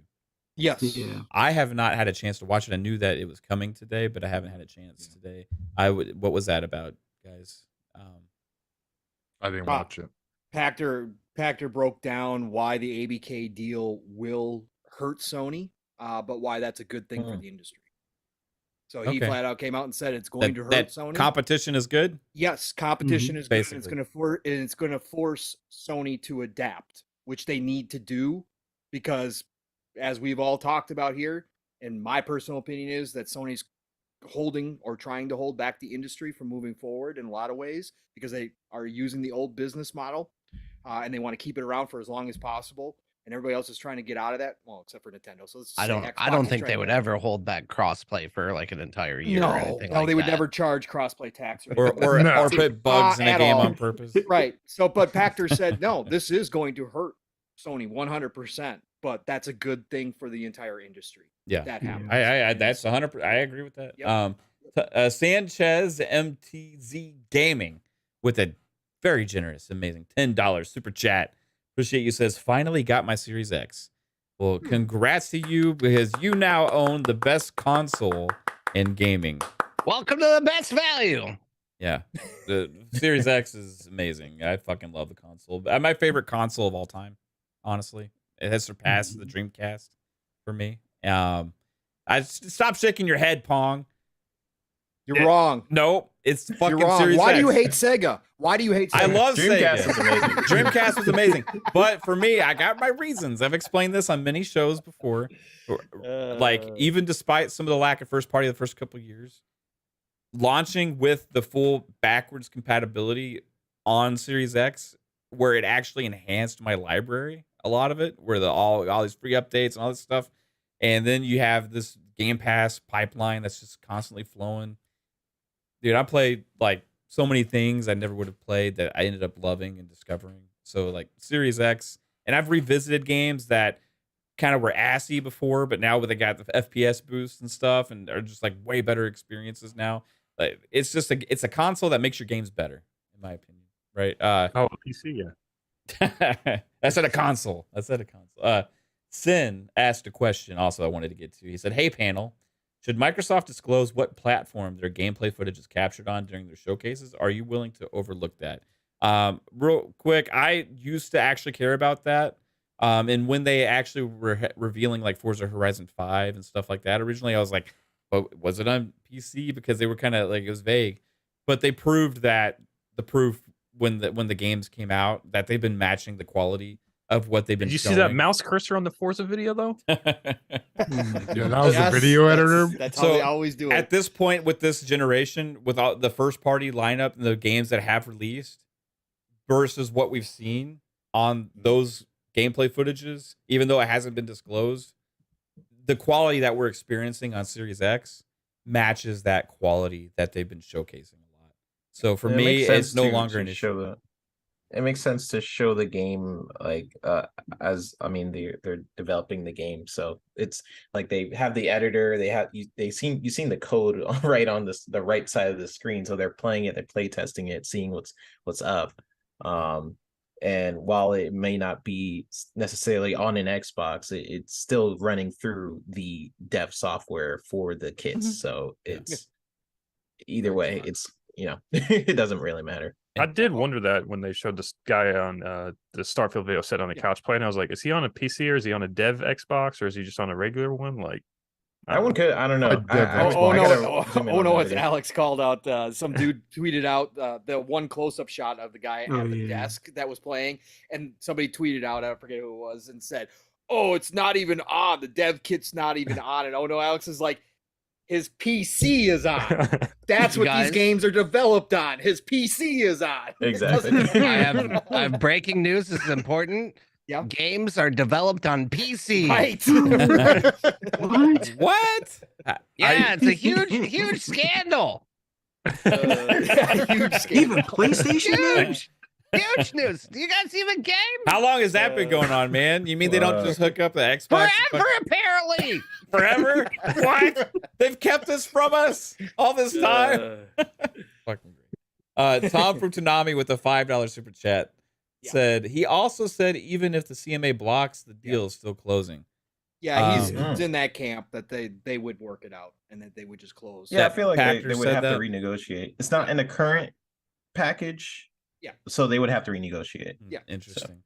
It's not like Activision's going to turn it the way down. they worded it was kind of like they would create this, like in the States it's called an LLC. I forget what he referred to it. It's like a TLC or some sort of FLC. A tender loving care. It's basically a like a corporation party that they would still keep business as usual type of thing.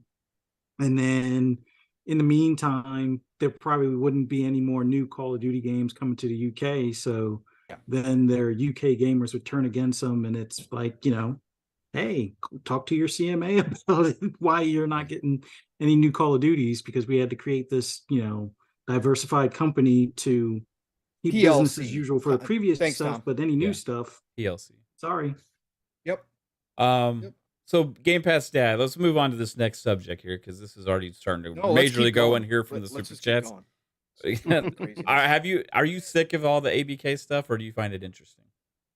I mean, I feel like it's interesting. It sucks that it's dominated the news cycle so much, because I feel like that, in my opinion, has affected a lot of the business decisions for how Microsoft has been treading with their advertisement for games like Starfield and things like that. Because like they don't want to necessarily come out as showing all their cards or coming out as too powerful, because if they market how excited they are or how much of a market position they're going to have with all these great games, or really tout the fact that Starfield's an Xbox exclusive, then that just gives Sony like more ammunition in court. So I feel like ultimately, like this delay, or like this being drawn out so long, is just really kind of having an effect on more things than just the fact that it's the biggest and only thing to talk about. So I'm kind of sick of it. I feel like they're just kind of delaying the inevitable. Because I I remember seeing a tweet where like someone's like, Sony's gonna buy all these game companies, and it's like, God. like you're gonna, okay, so Sony's like $100 million company or something like that. Microsoft is a fucking $1 trillion company. They're like the Dollar General. Yeah, Microsoft is $1 trillion company. 100 That's billion. like, yeah, that's yeah, sorry, it's $100 billion With the company. B, But yeah. that's 1,000. But Microsoft is $1,000 billion company. Basically, it was a $2,000 billion company. Like, they don't have the same war chest that Microsoft has, and it's kind of. But they're stupid gonna buy of them. Take-Two. Yeah. That's what I heard. I think Take-Two, $5 billion. Square. if anyone's going to buy Embrace Take-Two, we all know who it's going to be. It's either going to be Microsoft, or it's going to be one of the big players that's gobbling up all the other game studios. I don't think Sony really has it in them. Sega. Like, they don't even. They don't. Yeah, well, Yeah. people don't look at it as a business aspect, though. Like, Sony buys up smaller companies because that's what they can afford to buy and build up. Like, Sony would Mhm. buy Activision if they could afford to buy Activision, Thank but you, Game Activision Pass, is Dad. a third the size of Sony. Like, there is times that smaller companies buy, like, they use equity to buy bigger companies, but that's just not a position that Sony is in. And like, they're going up against one of the biggest legal armies in the world. Like, it's not going to end well for them, I think. Like, it's just stupid. And that's the reason why we're all stuck here, is because of Sony's hubris. They're on top of a market, but they ultimately don't have the backbone to, like, literally, Microsoft owns a big chunk of the world, like, which, I mean, honestly, is confusing and scary in its own right. And I don't know why I cheerlead for a giant corporation, but they're bringing me the best games at the best value. So I'm sick of this being delayed. Yeah. Very nice. Yes. If Sony had the ability, they'd be doing the exact. They wouldn't do it same because they would deals. want to share all the games with everyone. No, it's all about the Not craft. It's all about the organic growth. Remember, they don't buy nothing. They organically grow their studios from the ground up and make these amazing games. They plant this seeds, little- and then Isn't they it turn something into like- seedlings, and then they There used nurture to- them. There used to be this little publisher slash developer called Psygnosis that back in the day kind of dominated, especially in Europe, with a lot of some of the biggest IPs back in the day. Yeah, Sony bought them right out the gate to make sure that they had a presence in video games. Yep. This is all BS. It's all. Oh, BS. yeah. Sony's done it from the fucking start, and they just haven't been that aggressive now, because they've been doing what they've been doing with what they have, and now they see Microsoft ramping up with buying studios, because at the end of the day, Xbox had 5 fucking game studios at what, 2016, Mhm. right? It was Yeah. 2017, they made their first purchase, right? Yeah, so 5 studios up until 2016. and so I think Sony had 12 or 14, and then they closed a couple. Sony Japan and I think one other. Evolution Studio. Yeah, so it's like, and now they're like, well, to sustain their Game Pass model, what they're trying to do, this is what they're going to, where they're going, and it's just, I don't know, people forget where Sony started, and they're like, oh no, they're just they only organically make studios. That's it. That's all. They never buy. Yeah, And both companies buy studios, and Xbox has a different way of competing than Sony. They have to, though, because Sony has such a dominant position of the market. Xbox was like, okay, well, we can't compete in that way, especially because of the way Sony does deals kind of with a lot of these third-party publishers. They're like, okay, well, what we'll do is start building up games for our first party, and then make Game Pass a thing, and then put it on the cloud and also Game Pass. So we basically have other avenues of growing our user base. Sony is still in the camp of like growing how they've been growing it. PSN Plus, system sales are more important to them. Xbox could, not that they don't care, that they can care less about their system sales, but their at Game Pass, like, those are things that matter to them more so than a system or a game selling, essentially. So yeah, different ways of competing. Low key, I'm excited for the notes and whatever documents coming out from this FTC, the subpoena with their Sony's deal, third party dealings and their marketing deals and their that stuff I'm hoping gets leaked out to the public, because I'll 100%. That would be so nice. It's going to be public. Yeah, they don't want any of that to come out, and that's going to be where they shot themselves in the foot. And a lot of these things, if you take a look at it, like, Sony's in a place where they make these deals or they make their business decisions. Like, they have such of a market share and a lead in the industry that they're not trying to innovate or push things forward. They're playing defense. They're sitting there blocking deals or trying to find ways to hold everybody back, instead of like maximizing moving forward into the future, because they're fine with the status quo, and Microsoft is on the offense and making moves to try and overcome that. And it's just, in the end, though, like, innovation's better than sitting here holding back another system. It's like, if anything, like, why doesn't Sony just make a more powerful system, and then Microsoft will have to take advantage of that? Like, they just don't. It's just not good for us in the end. Competition breeds innovation, breeds better quality, better value for everybody. And that's true in all aspects of and I think, and I do think when those deals do come out publicly, if they get leaked or they just are public, that will then have the public look at Sony and whatever rule, like, then the CMA can't hide behind those sealed documents if they die. I think that Sony's going to fight to have those sealed so they don't come out. Well, they can try, but that's up to the judge. And stuff still might leak regardless. So if some stuff comes out, that will definitely rule. Then all eyes would be on these regulators. Like, we know. So what are your actions going to be towards the information that now everyone knows? So what are this case is public. I'm pretty sure, like, that was one it's of the public, but stipulations. I know you can't like internal documents, like, you don't want those out. So, like, they could fight to have those sealed so they don't come out. That's okay. You guys heavily redacted. It doesn't. Wait till you see our patent pending obstruction. The biggest things. The biggest thing is that Microsoft will have the advantage, even if we never see the documents. Microsoft is going to have the advantage because, like I said, they're going to have bits and pieces of the thought process within Sony headquarters, which is invaluable. And they know their future plans too. Correct. Yeah. They'll be able to piece together a lot of future plans, a lot of roadmaps that Sony has. That, again, it's going to give Microsoft a huge advantage. Sony did F up here. In my personal opinion, also in a anti-competitive lawsuit, anti-competitive practices probably do not help your case. Yeah, no, That is exactly. true. Right.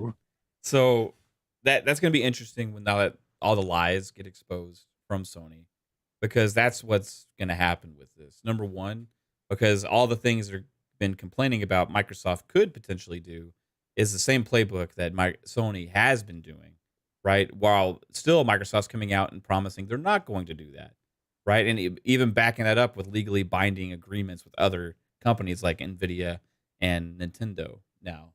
How we're going to run long, Bob. So I'm used to, okay, I see you saying the chat. You're Yeah, for a just while. hit the chat. No. I'm good. I'm hanging. I love hanging All right, out with cool, you guys. because I we're appreciate just- you putting up with me. Yeah, and I'm my glad. jokes. We're just about to get into the spiciness here because well, let me get to this one more super chat from You guys are Spartan. starting OnlyFans? Yeah. Yeah. Yeah. Yeah, you should see my feet. It's not the only thing. Somebody- There's a whole industry. Pay $5 more, you get a little higher up. Somebody on a stream That's why once sponsored did by Manscaped. Yeah. somebody on a stream once did get me confused with oh no it's Alex, and I think they ended up putting like $200 in the super chats trying to get me to take my shirt off. Yeah, that was I need to be interesting. confused for famous bears. Spartan 661 with a $5 super chat says, if parity with PC, Sony, Xbox, and Nintendo is true with Call of Duty, does it mean it will run like the Switch on all consoles? LMAO. That's a good point. The language usually that I've seen with the parity clauses usually say like exclude limitations of hardware, right? It's also not coming out to the Switch, let's be honest. And yeah, the Switch, by the time Call of Duty is on Nintendo's platform, I hope to God that there's a new Nintendo device out there. So we're talking about they have to still start development on it after the ABK deal closes. The marketing deal is still in place for this next COD with for up to 2024 with Sony. So it would be the one after that, which will probably be 2025 or if that Microsoft doesn't delay it to make a better game. So it's like, and at that It point should be it'd be a everywhere. Switch out by then. Yeah, and they Switch should 2. they 2026 need to have one. I mean, good God. So, all right. So getting into this, Jim Lyin, pants on fire, douchebag. Yeah, Ryan. bitch. So, excuse me, Jim, for Psychonauts. He was being rude, and you're a piece of shit. No, just kidding. So Jim Ryan and PlayStation, the documents have come out from the CMA objections that they've had, right? Where they're basically saying this is why this is going to destroy our company. This is what's wrong with this deal. This is why you need to block it. We don't want a licensing deal. We want to block the merger. Actually, is what Lulu Chang Maservi said. He said in a closed hearing on the 21st as well. But all these documents have come out now, and there's been some really strange stuff actually thrown in there that seems to be completely like ludicrous, grasping for straws. And one of them is that Xbox might put bugs in Call of Duty. That's interesting. You know, I see bug fixes in patch notes for Call of Duty all the time now, right? Last night on PM of the PM, I read some of Destiny 2 Lightfall's patch notes for bugs that are on the Xbox version, which is now owned by Sony. they're actually having more crashes on PlayStation 5. They just put a hotfix the other day for it. That's I think I affecting need to build Xbox another as tinfoil well. hat. I just like what extreme weirdness are they going to go to try and make up shit to try and get this deal blocked? Because they're looking whatever more they and can. more desperate, right? I got one for them. Here's an idea. Microsoft is going to put adult content in Call of Duty on our platform. We don't want that. Try to sell that to them. They're gonna put like nudity in Call of Duty. Just spitball ideas out there for you, Jim. Hey, that's a sales pitch. Hot coffee mod in the PlayStation version. But I feel like Mav and Pong have definitely spoken on this before on other podcasts that I've heard them do. But like, I feel like it's kind of like projection, and like, what kind of things might we see on these deals that they're making with other companies for like the time frame for release of content? Like, are they holding back like patches and things like that, being like, hey, do we have timed exclusives on patches and things like that? Like it's gonna be interesting to see if they think that Microsoft's gonna like allow bugs to stay or add extra bugs to PlayStation. Like, are they making deals like this already that we don't know about? What have we already seen, Bob? Callisto Protocol. Yeah, Right. They had a whole years. team work on Mhm. that, go in and help that third party work on their own game, paid extra money, and all of a sudden the Xbox version came out with no ray tracing. Oops, we Right. forgot to put the ray tracing in there. Oops, whoops. Oh, Also, yeah. Atomic Heart was missing video files on some like TVs Yeah. and shit. So it's like, Right. I mean, what again, it is projection, Bob. It's projection, either stuff that's already has occurred that Sony has done underhandedly, or it's something that when they sit back and they think about, well, if we own Call of Duty, what would we do to Xbox? Right? It's already in their DNA that they would give themselves the advantages that they're so worried that Xbox will have, right? That it's classic projection. The other It aspect really of this is Microsoft already has proof in the games that they put on PlayStation that they don't do this. Yes. Right? Correct. Like In fact, like the Minecraft and stuff. Yeah. Minecraft runs better on the Yeah. PlayStation 5, 4K. as far as I know. 4K. It runs at on the 4K. It runs 1080 on the Series X. So to me, there's not really a case of that. I think at the end of the day, it's just Jim Ryan protecting PlayStation. Like, that's what it is. He's gonna say whatever crazy thing he has to say to try and get the deal blocked.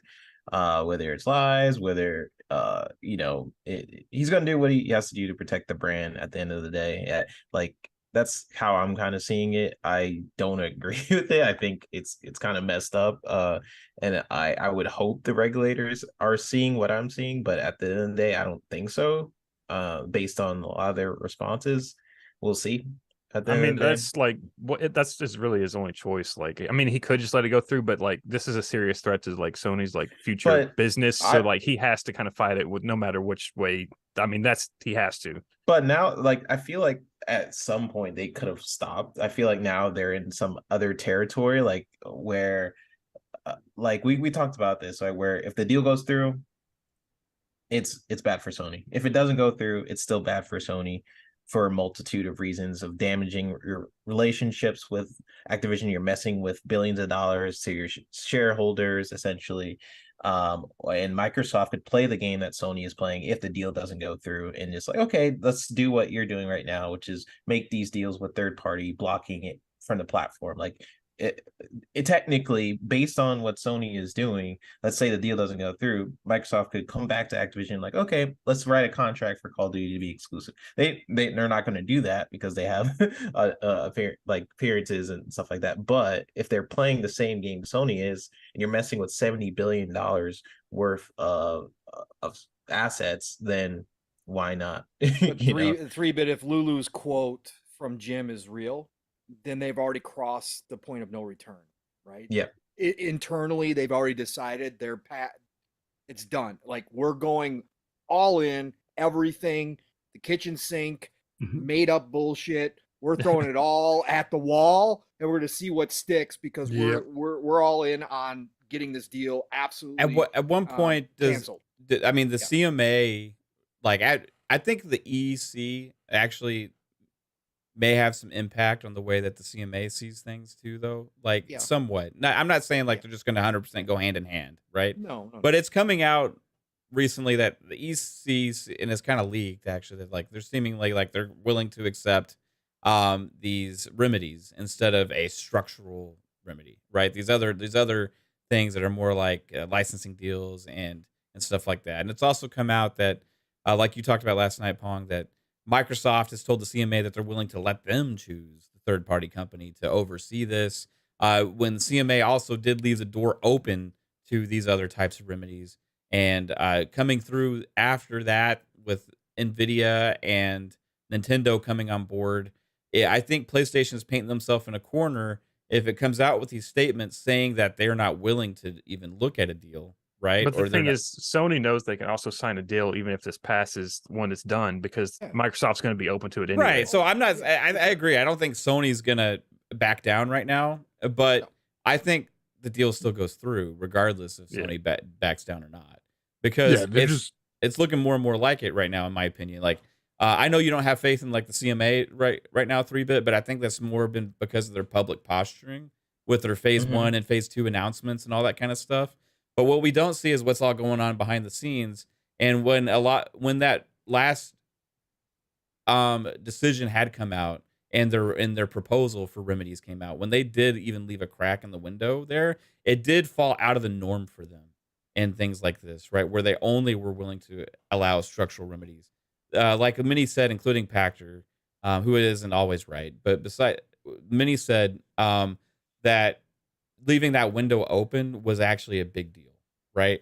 Because it allows Microsoft that opportunity to come up with this plan.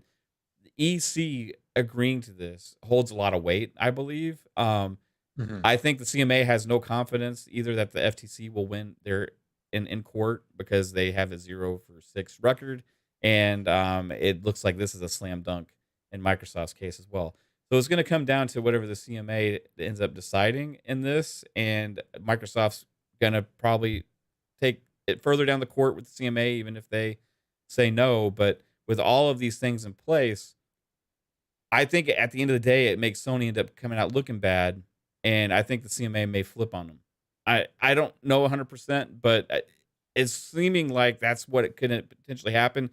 These documents, CMA was not part of that suit. It's the FTC, right? So, but hearing all this stuff still, I feel like is probably having an impact because the murmurings out there with a lot of these articles from things like Bloomberg and people that are more in the know, things like these financial analysts and stuff have been more positive on the deal. So it's been actually raising stock prices in ABK recently and all these different trends. So at the end of the day, if it passes with the CMA, Sony's even more fucked, in my opinion, because they're putting themselves in this position now. Like we talked about unforced errors, right, with Microsoft before. This is a huge unforced error with Sony. Now they're trying to do right by them, but after the CMA deal gets approved, if that's what happens, if they don't have come to terms at that point with Microsoft on a licensing deal, they have zero leverage. They have zero leverage at that point. Microsoft knows they have a slam dunk with the FTC. Will Microsoft do a deal still with Sony? Yes, but they don't have to offer as good of terms as they potentially would have, right? So they still will to show good faith. Yeah. But I think right now is the time for Sony where they have the most leverage possible to where they could get maybe like better terms on like whatever the revenue share or whatever, those kind of deals, like little ins and outs of percentages, a couple percentage points on this or whatever, or like, hey, don't charge us this fee or whatever, little aspects to that. And I feel like after the CMA thing closes and it gets approved, they have zero leverage left. I think though that Sony's playing that they have a bigger gain if they get it blocked. Like, for sure they do. But if they're gambling, that's a big gamble for them. But they don't really lose too much when it goes through anyway, because Microsoft's still going to give them Call of Duty. There's not going to be no more exclusive skins or anything, so Sony's going to lose the exclusive skins thing. So it's they could lose long-term benefits that they could have gotten with a sweeter deal with Microsoft potentially. In my opinion, possibly the wholesale price difference for like putting it in PS Plus or something like that. I mean, I know they said they would never do it, but at that point, why wouldn't you do it? Even if you have to put that upfront money. I think Sony will end up having to agree to whatever terms that Nintendo and Nvidia agreed to at that point. Yeah. I mean, probably because that's what the CMA would have approved. It's going to be different though, because Nvidia is cloud only, right? And Nintendo said, still don't know what that's going to look like because it's a lesser console, right? As of right now. So they're still going to get different terms. Do you think the CMA might negotiate on their behalf a little bit? Yeah, right? And I think it's like I said. I think from Microsoft's, I think to Jasper's point, the Sony understands the game that they're playing, right? That they've gone this far. They're past the point of no return.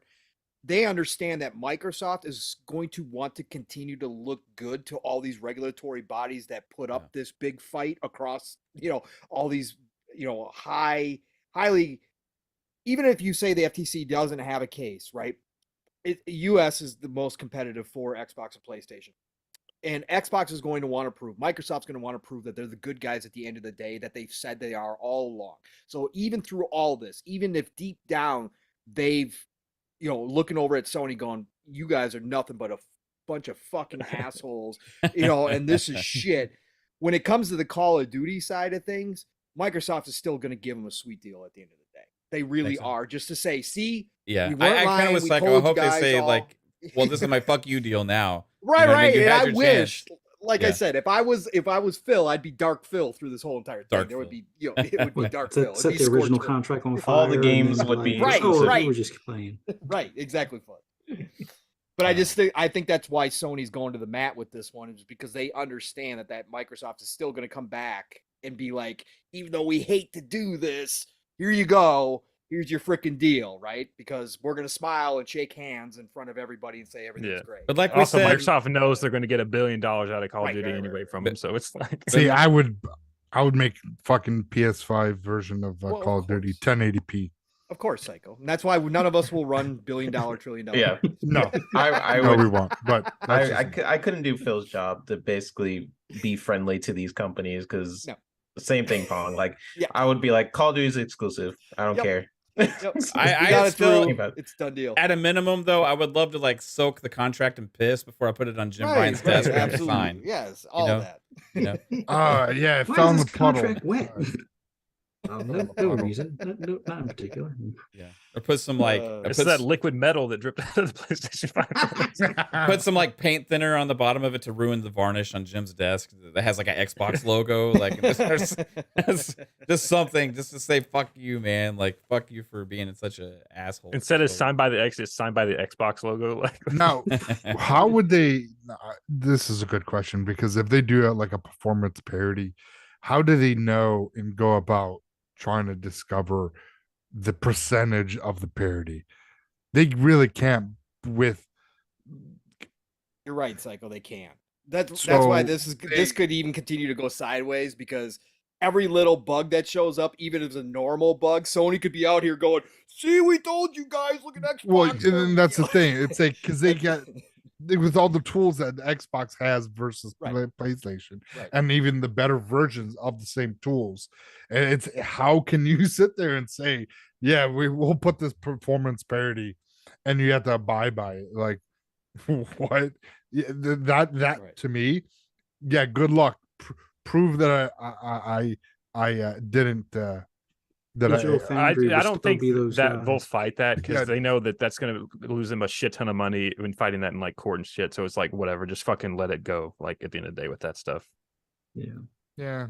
I don't know. Any other interesting things like Pong that came out of that the CMA stuff? I mean, we know Lulu Chang what she did. Yeah, Lulu was the other big point, right? Because we already pointed out that you brought up already that Microsoft did confirm that rumor that they are willing to allow the CMA to pick any third party they want to, and Microsoft will pay for it to monitor this deal and to make sure that they're upholding their side of things. And again, they also pointed out there that no matter what, the biggest Karen in the room is going to be Sony. So if we fuck up, Sony's going to be at your front door going, "See, here we are. Xbox is messing with it." But no, that was the biggest stuff. And then Lulu, giving up what we assume is the truth of a behind the closed door meeting on February 21st with Sony, where Jim admitted that they have no interest in the deal, that So- they are here to close it down. Who looks more? Okay, Xbox put some advertisements out there, right? I don't know if did you see these, Bob? These UK advertisements, like full page Yes. things, right? Saying like, we're going to bring Call of Duty to 150 million more players, whatever. Right. Christopher Dring with GameIndustry.biz was out there being like, "Where did these numbers come from? I would really like to see where these numbers come from." Completely. And the issue I had with that, right, was he's saying that's worse than the bullshit that Sony's doing behind the scenes to the regulators. Because somebody asked like it's this, and this, and this. Sony does the same thing with the regulators, and he was like, "Yeah, but they didn't put it on a paper." And that's like, okay, so you're Christopher Dring, like, just admit that you want this deal to fail, right? Just admit and come out and say it, because every article lately that he's doing around this, and Also, even I his thought it was tweets, pretty clear Yeah. where those I- users it came from. is but- at 100% It is. clear. And I think It's the same thing. It's the same thing when they showed the pie chart, right, Mav? And Yeah. 80-20, and all the journals came out and said, Why is Microsoft Yeah. not including So Nintendo? fucking- You guys have not been following this? Yeah, Come on, really? it's like you know so what frustrating. wasn't clear? His user pick didn't show his PlayStation cap. Yeah. So I've heard a Yeah. lot of the PlayStation side, Bob, say that this makes Xbox look desperate, right? What? But then now we see all the CMA stuff where PlayStation's making like ridiculous claims, looking like they're just fucking like crazy desperate. So I'm asking Bob here, who looks more desperate right now? I Is mean, it- Sony's showing their entire ass right now, to be completely frank. And like, I feel like at the end of the day, it's all about public opinion. Like I think Sony's just shown a lot of hubris throughout this whole process because they're on top and they're trying to protect that by all means because they don't know how to deal with like what's coming at them. And like the last ditch effort is to try and block one of these acquisitions that's literally because the Bethesda acquisition is absolutely devastating. Like, look at the amazing games and everything that's coming out of that being first party Xbox now and just the war chest that Microsoft is building. None of this looks good for them. And the reason why they took out a full page ad is because you have to win over hearts and minds of people and be like, hey, this is what we're trying to do. Like the court of public it's opinion propaganda. is, yeah, exactly. Like, and Sony's failing at that right now. Fuzzy, what do you think? Sony's looking more desperate, or like do you think like Xbox is trying too hard, or like where do you sit with that? It's definitely Sony that's looking more desperate. I mean, anytime you're asked, hey, don't you want a new Call of Duty deal? No, I don't want a new deal. I want to just block the deal. I mean, come on, seriously? Like, I did see one PlayStation channel. I think Mystic was the only one that was like, yeah, it's looking a little strange where Jim is saying some crazy stuff and whatnot. But it's like you hear silence on the PlayStation camp now as far as their fearless leader is kind of like just throwing all the mud and muck he can at the wall to see if any of it will stick. It's like, oh, they're going to put bugs in the game. It's like, wait, is that something that you guys would do or you think Xbox would do type of deal? Yeah, I mean, sure, people are going to say, well, he's doing his job. Yeah, I guess to, cry and moan and take his ball or try to take the ball home type of thing is the approach to go with. But I don't know. It just, if I was a PlayStation only fan, I like you said, The PlayStation only fan. Yeah, if I was a PlayStation only fan, I think at this point I'd be like, I don't know who Jim is. No, I don't. No, he's not the CEO of PlayStation. Let's get back. What was that guy's name? Sean Layton. Yeah, let's call him up. Oh no, he's working for Tencent now. Oh well, I'm a fan of Tencent. How about that? It's like, come on. Oh, you don't do that. This is just like as much as people like to say, oh, Phil does, he missays stuff or lies. It's like any lie that Phil has ever told, it can't be worse than the whole deal about the bugs on their system. That to me just goes to show it's like you said, guys said earlier, projection. Yeah, that's their game right now, and it's like, is nobody noticing this and calling it out in the media? I mean, there are a few, like Tom Warren, I think, is one that's holding stories as far as that's concerned. But It's rare, yeah, man. it's just it's laughable. This is going to be comedy gold, although we need to have it where somebody makes a commercial almost like this is how you share games. It should be like this is how you lie or cry about somebody buying your favorite toy type of thing or something. I don't know. Yeah. I've rambled What- enough. I'm sorry. What you're good. I wanted to hear from you. Like with Jim coming out and looking this way, right? And he's not the only one behind this. Obviously, it's like a lot of lawyers speak, right? A lot of other executives are probably chiming in, coming up with ideas. And like we said, they're trying to collect as much shit as they can and throw it at the wall to see what sticks, right? But he's kind of the face still behind this whole deal, right? And for me, this is making Jim Ryan look really bad. Like, he was never like the gamer type guy like Phil is. So like he didn't really have the hearts and minds of the communities. You know what I mean? But this is for me. This is making him look like, I said people don't call people this, but pathetic. like you got to come with stronger arguments at least. You know what I mean? Like, I think to your point though, like you were asking which one's more desperate. Like when like it seems kind of desperate. Like thinking about it, to like put a full fucking newspaper ad out, but like how much does that cost? $5,000, $10,000 for 2 newspaper ads? Oh, that's a big hit for Microsoft. You know what I mean? The thing is with that, like, that's my point. Like, also, is the consumers even going to know what the fuck it's about? They're just going to be like, oh, it's a fucking Xbox ad in the newspaper. Who gives a fuck? So it's like, I don't know. Like, I feel like the legal argument from PlayStation comes off as desperation because they have no strong argument, so they have to make shit up, right? When your case is about coming up with random BS and making stuff up to try and get a deal blocked, they're just trying to rely on the ignorance of the CMA. And that's pretty much what it is. They're trying to hope that they're stupid enough to believe their nonsense, right? So that's I feel like they've had more meetings with the CMA than Microsoft. Maybe that's just my perception. I think anytime we see that Jim is visiting the UK offices and the he's CC always offices, coming with the bags CMA. of PlayStation 5s and handing them out to people. I think he's in the bathroom stall, and he's got his.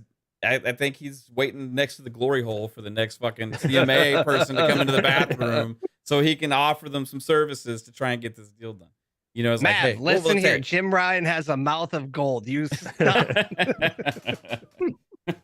hey, each one comes with a free PS5. You remember what I said about those bugs? Is that a good thing? Just let me know. Give me a little bit of feedback, and I'll maybe I'll teach you something. I'll teach you something. Real-time feedback. Haptics. My mouth has haptics. Happy haptics. I just feel like it's desperation. I wonder, like, if this deal goes through, does Jim Ryan keep his job? Yeah. Yeah. Think so? Yeah. At least for another year or two. It's not his fault Microsoft bought a $70 billion company. But his share prices start falling, they'll have to, consider. But that's only if share prices fall. But I'm under the impression that the ABK deal will probably, tank their stocks, somewhere between $10 to $15 a share.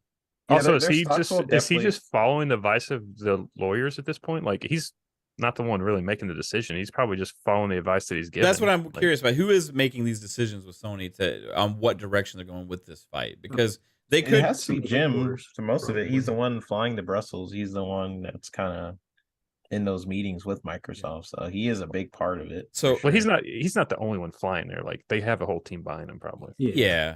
And I'm pretty sure the higher ups over at Sony are probably feeding them some of this stuff. So it's like he's the mouthpiece, basically, to go there and say what they parroted to him, type of thing. So yeah, I think it's gonna be interesting to see more so for me, like after this deal goes through, everything that happens after that. Right? I think Sony's stocks will fall a little bit. I think, of course, they're going to take a hit, not right away, because they still have exclusive deals with Call of Duty till next year. Isn't it next year? Yeah. Yeah. They'll be fine. The reason why they are kind of like really crying about Call of Duty is those marketing deals, and having the perception that, or its perception is very powerful because like people associate Call of Duty with PlayStation. So when they start doing the opposite, associating Call of Duty with Xbox Game Pass, people will flock to that ecosystem, which they're afraid of. So I feel like after the deal, let's say successful, etc., I feel like Sony's stock prices will fall a little bit. It will take some time, but after, I mean, that's what it comes down to at the end of the day is Sony in a good position when Jim Ryan's there or not? Like, if they're in a bad position, they'll probably let him go. Yeah, but if they're still on track to into good like stocks range, then they've been putting so much effort into blocking this deal when maybe they could have been spending a lot of time figuring out how to maneuver their company if this deal goes through. Right. And hopefully they've been doing this behind the scenes too. Like we talked about, hey, why don't you you act like you're so reliant on one third-party IP for your existence. That's not a good move, right? But it's not a good business strategy. Like, how about you start coming up with, hey, maybe we can start making more partnership deals with these other companies. And I'm wondering, like, what will come out from that side, and depending on what happens with that regard, to help boost them back up for whatever they're going to lose, right, from this will be dependent on how he's perceived, right? And if the focus has only solely been on all or nothing block, and they're only relying on that going forward, that would be a failure on an executive's part without having another strategy, right? Need some foresight with this deal. Like, if it goes through, like, you need some plans. I mean, a lot of their documents where they're basically like, without Call of Duty, we can't fund our first party. Our plan is to walk right back into Activision Studios after the deal's blocked to try to get. Well, they got to have a plan B. Like Microsoft said, they have a plan B, right? Like Sony should have a plan B, you know. But I don't know if they do. It doesn't feel like it, but it feels like it's this or nothing for them. Yeah, right. That's the way they're trying to portray, is that their company cannot exist without Call of Duty as a marketing rights. I think that kind of strengthens the argument from earlier, though, too, because one of the things that I've always enjoyed, though, is like 3-Bit said earlier, like the value and everything. Call of Duty is like the casual market in a lot of ways, and the casual market follows where the value is. So I do feel like that's part of the reason why Sony's in such a gigantic damage control mode, is because they've been positioning themselves in a premium position. And if they are no longer having like a value added or like a valuable position to offer people, they know that they're going to lose people to Xbox over this. Unless if they try to transition to be like the Apple of the consoles. But they're not. Like, so it's not going to work that way. Like, it just, I mean, that's just how the consumers perceive that company. Like, that's just what they have to try to do. Well, Apple also owns like one of the biggest ecosystems in smartphones, and like the walled fence works for them. But I just don't feel like, with Sony only having a handful of like narrative based games that really drive their business, it's not easy to compete with another company who has a next gen console that's set for 1080p gaming, which most people is perfect for, unless they can buy $1,000 television and go with their Xbox Series X. They're not even playing at 4K. Like, the biggest issue is the storage, but Microsoft is showing where the value is, and like the market will follow the value. And I feel like Sony could lose a big market share if things go very poorly for them. Yeah. How much do you think they're going to lose actually if this still goes through? Like, because that's been one of the sticking points. Because like, there's surveys that say 3%. Sony's claiming 20%. You know, or like, what? I don't think they lose much. I think it's so hard to switch consoles now. Like, people are so locked into their ecosystem. Like, it's so hard to get people to switch. It's not casuals. It's not. I don't think it's about libraries. Switching. Yeah, casuals won't. They'll switch. I think I don't think it's about switching per se. More so like, because Xbox is so accessible, just like more so looking over like, oh, what's like, I think Go ahead. If that makes sense. Like, it's more of a slow burn, if anything. I think like over time, people, like you're saying, like it's more like people accessing Xbox as well, that just ignored it before, right? Yeah.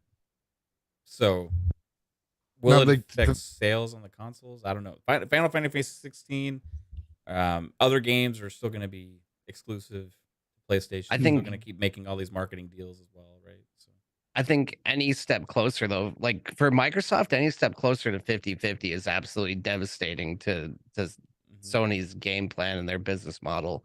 Like, the fact that like Sony's acting like they're going to always be the most dominant force, and like through Game Pass and cloud gaming and cheaper ways to access the ecosystem. Like, the biggest thing that Sony has going for them is that they can keep people's gaming completely on PlayStation. Like, if they're not keeping people completely on PlayStation, then they're losing ground, and at that point it's just not good for their business because model. they've boxed themselves into that ecosystem, right? Like, they're trying to slowly expand themselves out now because they're realizing what the future holds. Jim Ryan said himself, it's not enough. Microsoft is tearing down the walls while Sony's trying to build their walls up, and it's just looking like that's not me. As I know like what I want as a consumer, and I've considered buying a PlayStation before, and I honestly, like, if I could afford to all the time and it like had the time for it, like I probably would buy a PlayStation, play games there, but like there's no reason for me to necessarily, because like there's only a few games that I miss out on, and Sony's like every step of the way from the start of Game Pass, like Sony's like, we're never going to have a subscription model like Game Pass, and now we're seeing just more and more things go, because they're just Microsoft's showing that these are good business practices and they're what the consumer wants. And I just feel like that could be, that last statement right there is like, if Sony's acting against what the consumer wants, then at the end of the day they're shooting themselves in the foot time after time. Yeah. And to your point about hypothetical situation or hypothetical question. Yeah. Considering, and it's not going to be like an overnight thing as far as like a slight downturn for Sony. What do you guys think of possibly Amazon or Apple stepping in to acquire Sony? I don't think Sony's selling. We've talked about that, right? I don't think Sony's necessarily going to think that they're selling right away. But if their stock takes into big enough hit, I mean, it's already in questionable territory as we speak right now. If they were to lose market share from PlayStation, being that PlayStation is basically their biggest prop for the entire corporation right now, yeah, I could see it eventually getting to a point where an Apple starts licking their chops seriously, or an Amazon does. And again, I've always said that I agree with you, Fuzzy, that Apple is probably the best fit. Now, whether or not Apple could get that through the regulatory bodies is another question. But it makes sense because they've always wanted to get into the hardware sector as far as TVs go and the electronics. It would be the perfect fit for them. And they would expand their, obviously they already rule at least a good portion of the mobile. And we can have $1,000 PlayStations. Yeah. And both companies' mindsets are similar, right? Premium experiences. Yep. This is the only place you can get this, blah, blah, blah, blah, blah, all that good stuff. So yeah, a lot of that philosophy would match up as well. So yeah, no, I think it's definitely a possibility. And Amazon, you never know. If Amazon decides to jump all in again, they got the same bankroll that that Microsoft does. It would be very interesting. They've got the cloud infrastructure like Microsoft does. They've got a billion reasons to do it. Yep. Always a possibility. It will be interesting. Like the way the economy is going, there's a major bank that kind of went down today. So we'll see how the economy turns out in the next few years. Yeah. The thing that Sony does not want is, back when the 360 generation, when that Microsoft did have the marketing deal of Call of Duty, you saw that both that generation, it was even. It was like almost what it was like 95 million. That wasn't all each. Call of Duty though, Psycho. No, but it was Sony fucked up. Yeah, Sony fucked up because of the cell processor. Also, the cell processor sucked. But also, don't forget, Xbox had the regulated death, so they both had issues within their generation 100%. console. 100%. So when Call of Duty went to PS4 marketing deal, you saw Xbox only had about 55 million, and here's PlayStation with about 120. So they picked up a lot of those hardcore Call of Duty fans that went with, because you got the exclusive maps, you got the timed exclusive modes and shit like that. So now with this, Sony doesn't want Microsoft to have Call of Duty again, because then they'll see that they will lose some, not all, they will lose a good chunk of those players. But the thing most with Microsoft's plan for Call of Duty, like I see less people even switching, because if Microsoft plans to keep it open the same for every platform, like there's no reason to switch. But it's on Game Pass, so they would come over, and that's the big thing with Microsoft right now, is that it could be on Game Pass. And if Sony does not want, because Sony doesn't want to put that game in PS Plus, because then they'll lose the sales that they're going to get on that game, because that is what, remember, Call of Duty funds their first party experiences. Back then in PS3 and PS2, Sony was a different company. Those games that they've had then, they took chances. They're taking initiative. They're taking chances, making these really great games to verse what they're making now, these cookie cutter third person experiences that they're not the same company game developer that they used to be. Yeah, they're blockbuster style games and people love it, but they don't take the chances on the games that what like they used to. And I think that's what scares Sony this I time mean, around. yeah, that's fair. So I mean, the reason why they said they bought Bungie was basically to learn, right? There's a portion of the market that they're still trying to understand with where which is why there's so many games in development that are live service games, because they realize the potential of that market for sure. And losing a property like Call of Duty in terms of marketing. I mean, you have MLB The Show, which is a PlayStation game, into Game Pass, right? And I think over time, it's more so how it appears to people. I will during the go ahead. I will say that the one major thing that I think is kind of unaccounted for that is really hard to identify is like Call of Duty with people switching. A lot of people go towards the platform holder because it's where the esports are, and like the whole Call of Duty community is like, oh, I want to be the best. Like that's a big portion of the Call of Duty community is like, I want to be the best Call of Duty player. So they kind of just focus on that system because that's where the controller is and that's where the esports and stuff is for that. And then with Microsoft acquiring Activision, they'll have MLG, and then they have the majority of esports under the Microsoft umbrella. Because like I remember growing up, like it was always like, are you going to get a PlayStation or whatever? It's like, nah, because Xbox has fucking marketing rights, so you can like, I don't know, just all the tournaments and shit were on the Xbox and stuff back then. It's like, well, it's really enough in the generation now where a lot of people don't have their Series X or their PlayStation 5 yet, or even their Series S type of deal. So for the 30 million PlayStations that sold, the other, let's say, because I don't want to count all 120 PS4s that sold as individual people because I bought 3 myself. So let's say there's another 50 million last generation players out there that are currently Team PlayStation.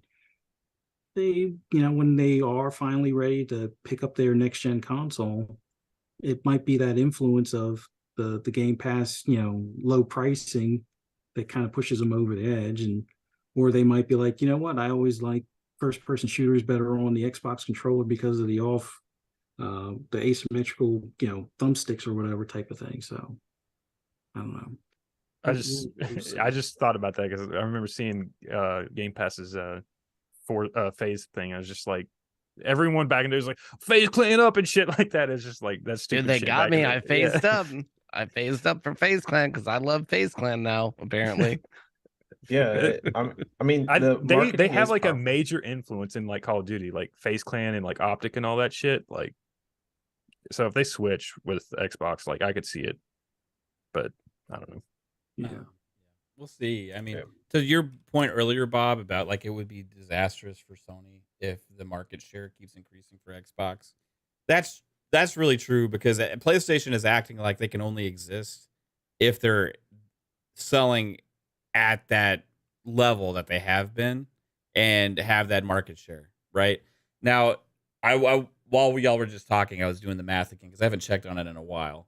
But compared to last generation, okay, last generation between PS4 and Xbox One, if you just take those two platforms in a vacuum, right? PlayStation was around 70%. Xbox is around 30%. Okay, so that's over 2-1 as far as market share dominance from PlayStation to Xbox. This generation, there's a 9% swing so far, right? So far, it could change, and this is global. It's even a lot closer in the U.S., but globally, it's 61% to 39%. So that's almost huge. That's almost a 10% swing just in this generation as it stands right now. Now, you're looking as a company, well, projections and stuff like that. Now, take into account that 9%, right? But also what's changed from Xbox in this time span has been that ecosystem has expanded beyond just the console, right? So you take that 9%, you expand it beyond just having to have a console because this is just hardware, right? PlayStation experience, yes, you can get it on Steam like a year later potentially on some of the games, right? But the PlayStation ecosystem is primarily just on a PS5, right? So that's the only place and avenue for the most part where they're going to sell their games. Okay. Xbox has already gained 9% this generation. Plus, they also sell games on PC day one. They also sell games on Steam on PC day one. And they will be selling some games if this deal closes on Nvidia day one and Nintendo day one. Plus, they have a lot of games in multiple places. They also have products like Minecraft, which is like on mobile and everywhere, right? There's 120 million monthly users of Minecraft. That is absolutely insane.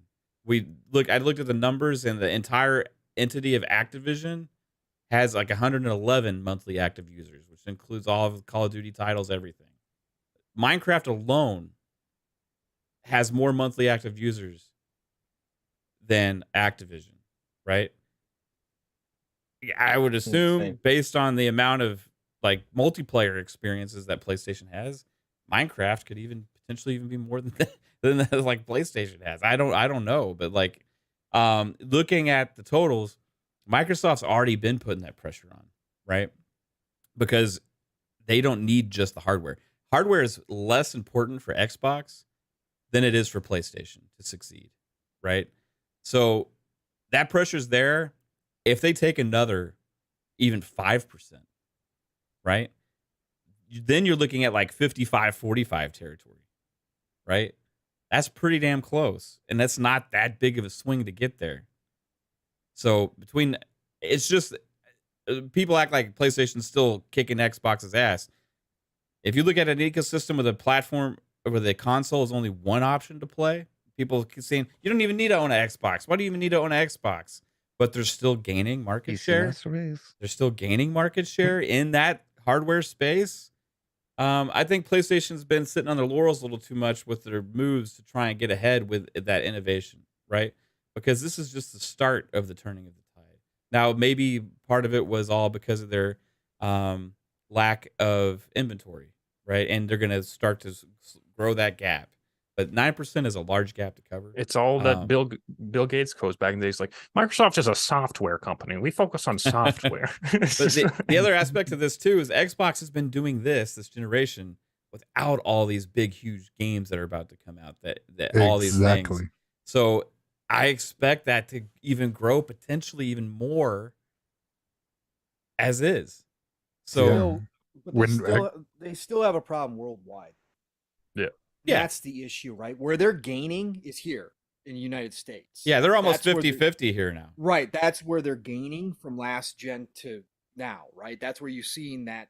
And that's great. That's fantastic. It's obviously, again, this is home turf. But mind share across the world. But mind share across the globe is the problem. And that's where we got to see the increase. And that's where they have to start putting their efforts. Yeah, like Boxenberger talks about. Yeah. There's still no advertising for Xbox. He's still the only guy in Germany that he basically knows that has an Xbox, right? That's like stupid. And again, we're talking about why it matters here so much to those percentages, because the population, right? When you talk about these other countries, it's much smaller and it doesn't matter. That's why some people suggested they could just pull out of the UK. Who cares? Yeah, it's like 3% of the market. Yeah, it's like 3%, right? It's like whatever.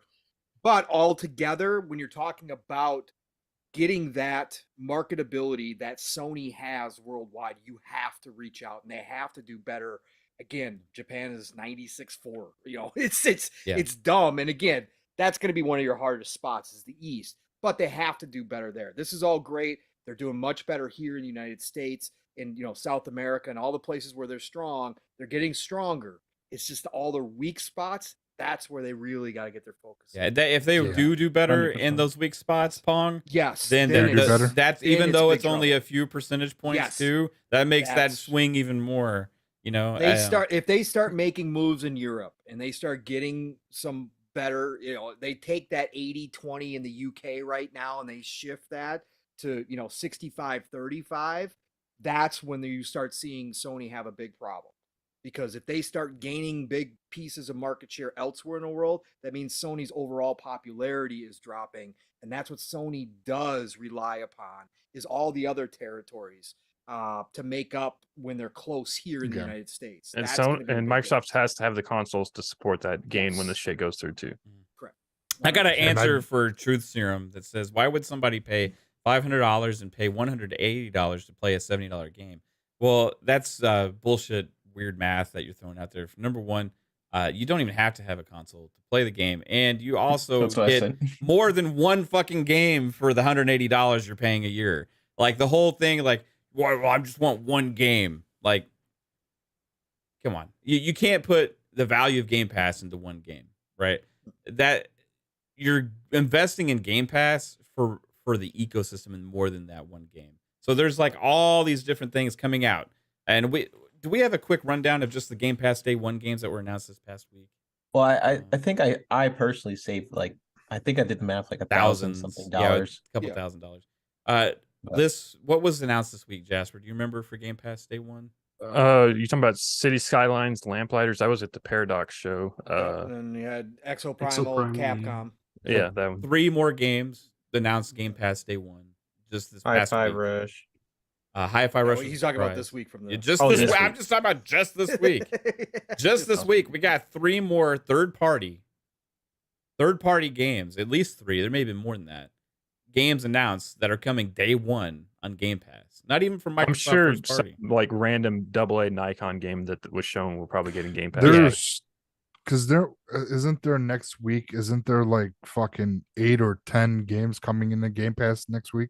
Yeah. I don't know if those are day and date ones though. I don't think. One of them Valheim. is the PC game that's coming finally to Xbox. Valheim is, Yeah. but that's first time on Xbox. So I mean, it's First time on console, yeah. console. That's day and date. I Yeah. guess, but yeah. So there's a lot of fucking games coming. Well, To these it was talked consoles. about before that the average casual buys 2 to 3 games a year. So if you're buying, let's say you're going full boat, you're buying 3 games a year. That's $210 for the year. You could pay $180 and have access to 400 plus games versus 3. Yeah, It including goes games that you That's may have been. always where they And make the mistake. most on likely, that. 2 of those games, just based off statistics, is either Madden FIFA or Madden Call of Duty. Yeah, and Madden ends up in Game Pass anyways. Too late though. But again, casuals will follow their friends. It's going to be their friends who Mhm. play more than that start switching over for the value. That's why the Call of then Duties matter. And then the casuals will go Yeah. buy that one console and buy the Call of Duty, buy the Madden outright, not join Game Pass, whatever. So that's how that all works. It trickles down over time, Yeah. is what happens. When I was I wanted to say back when with the whole mind share in Europe and overseas, when this deal closes in Call of Duty, because this is a big enough splash globally, people are hearing that once this deal closes, Civilization comes out next month at Game Pass. I didn't even know that. yeah, Oh, when wow. when Yes. this closes and it comes over, then you'll start seeing a lot of people. I believe Microsoft and Xbox will start marketing in those regions because it's fresh. Microsoft is in, or Xbox, Activision, Call of Duty is still fresh in their heads. I think they're going to start marketing these areas where they're lacking, like in Saudi, and especially if they do add the voiceover work for Yeah, localization is a huge problem. localization, like in like the Arabic petition that they have right now. If they do that, and that speaks volumes that to that region, and I definitely see them getting on board, and that does more than having a fucking commercial about a fake PS5 or fake fucking hammer laying in your street, because if you do that, because then they see that, oh Yeah, but like, how many po- people most in those popular regions are like? but Starfield's a know. generational game, though. You can't say it's No. one of those games that No, it'd be a huge move. You just have a whole lot of faith in something that Xbox has shown little to no interest in doing. For the that's past why Also, they, I'm just like, I would No. assume those people Yeah. in those regions where they have a different language are like, they kind of just assume that they're not going to get it in English or in their language anyway. So it's like, Right. I The, don't the good news though, Jasper, is with like a Starfield, like if they do add it, you can only get it in the Xbox ecosystem. That's the benefit of having an exclusive like that. So if they do see it and they're like, oh, they're not going to give us in Arabic, I'm not going to play it anyway. And all of a sudden it is added, and all of a sudden somebody starts talking about it over there, like, oh my god, they just added, Arabic to Starfield, and then all of a sudden people are like, what? And then you can still grab it later down the road. But like I said, I love your faith in this Psycho. I just I gotta see it, man. I gotta see it from Xbox. I gotta see the want to do this, and they just haven't. And you'd think it would be a small step for a company like Microsoft and Xbox to just include localization, and it's still, here we are in 2023 talking about it. We got people making petitions, for God's sakes. It's like, come on, guys, come on. They need Just to do put this. Chat GPT on it. Yeah, just put have Chat GTP do the whole damn translation. Just do that. And it's like people have to remember that Microsoft is the only American company too. So That like too. with Nintendo, like they already have a good footholding in Japan. PlayStation's the same. So But Microsoft really PlayStation's now American 3-bit. it's not- Oh, don't say that. They're gonna freak out. Like, I feel like people forget that headquarters PlayStation. here. Yeah. Nah. Yeah, PlayStation not is so. no longer Japanese. I mean, when you close They'll your, always be known that way. So Yeah, it no, doesn't but matter. It's they their close home. their fucking only Japanese studio. So yeah, Mhm. fucking hypocrites. They changed the X It's and a O it's a button. it's a big deal. It's going to be a big process for Microsoft and Xbox. I honestly think that yes, ABK will have some effect this generation, but I really think it'll be next generation. Once when they're people fully are integrated. deciding the next console. Yes, that next console, when it's fresh, when everybody's gotten used to the fact Call of Duty's dropping into Game Pass, all that kind of stuff, and Microsoft has it. It's also fully easier to integrated. switch when there's a generational. But to Correct. Pactor's point, if this is what he's talking Yes. about in his thing, Yes. that might Yes. put pressure on PlayStation to have yes. better value and a better platform Yes. next gen, Yes. right? Correct. So, Correct. because at least we know there will be a PS6 because they can't just rely on because this PS5. and because a lot of the attention too is going to be Microsoft. Yes, they're going to spend a lot of time. Yes, this is going to benefit the hell out of us gamers, of course, with Game Pass and us already in the Xbox ecosystem. But this is, if this deal goes through, once it's integrated, this is when you see Microsoft turn their attention to the mobile market, and this is when you see them go all in on the mobile market, and this is when that battle starts ramping up, and they're going to put a lot of resources into that as well. They're And I think really Microsoft going needs large to direct. advertise that Game Pass can, like, if you've been in the PlayStation ecosystem long enough and you don't have a library in Xbox, Game Pass can be your library. Yes. Like, Yeah. Right. you'll have 400, 500 You games. or whatever automatically when you got these switch. games, Yeah. and especially once they get all these first party Yeah. titles coming out, and now you've got this whole first party title library sitting there that people haven't touched yet because they've been in the PlayStation ecosystem for years and years and years. It's a fresh start. It's easy to sell that as well, for sure, as instant value. Like, we got all these games you've never played. Come on over. Heck yeah. Yeah, I think Bob just told me he has to restart his PC again. Oh, so. that's not just him Oh, sitting that's there. I thought he was just sitting there. If you look at I thought he was the meditating. Psycho's picture and Bob's, Yeah. it's like very similar right now. You know? Bob was meditating. No, he's good. He's coming back. He had just I had to thought he was restart. just really listening intently on. He's like, yes, yes. So can we get a rundown real quick on like the new games that were announced this week? Like we had Lamplighters League, which is a Game Pass Day 1 game. Fucking looks really cool, I'll say. Coming this year again, and that's from Paradox Interactive, from Jordan Weissman Studio, Harebrained Schemes, who was he was the head of FASA Studios, which has a deep history with Xbox. Microsoft Games director from 99 through 2002. Yeah, and this game's coming day 1 to Game Pass, so that's a big deal for me. If you guys haven't checked it out, it looks like a tactic style game that's kind of XCOM-ish, but Here's it's like Tactics, XCOM, stuff like that. 1930s, like a League Indiana of Jones. Extraordinary Gentlemen Yeah. style almost Indiana game Jones, is what it yeah, looked like. all that. An adventure based. And then we had City Skylines 2 come out of Paradox Interactive. It's coming to Game Pass day 1. That's a city builder. I've some reason I've seen this week a swath of people all of a sudden playing City Skylines again. Like I Jasper started a and few weeks Psycho. ago before the rush. Yeah. I played the game when it came out. Yeah, you did. I skipped it, and I'm smacking myself for it. Anyways, keep going, man. Yeah, and outta so here. from Paradox, I can't remember what else there was that may have been There big. was DLC, Crusaders Kings Yeah. 3, if you're into that. You know, Didn't they they're show off getting their Sims DLC. game too? Which one? Which I one? forget Fuzz? what it was called, but it was almost like their version of the Sims.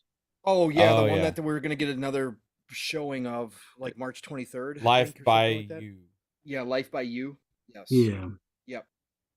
That's a Um, new one announced. Yep. and then at Uh, Nacon, yeah. Nacon's show was a little disappointing for me, to be honest with you. Like what they showed, RoboCop looks like RoboCop, but like it didn't look like the most amazing thing ever. But it was still RoboCop, so it looked really cool, right? And then we strangely missing from that for me was the Test Drive Unlimited Solar Crown. Yeah. Like why I feel was like if it was that gonna not be there, they would have said it was there, but I don't know. Yeah, I mean, it's like that's their probably maybe their most anticipated game coming out, hmm right? Well, they did a revealing of a couple of screenshots like a week prior or so. I think that they're game's gonna farther go, like, out than we think. yeah, I think they're gonna go like with that monthly check-in kind of thing with updates. Right. They did show Ravenlock.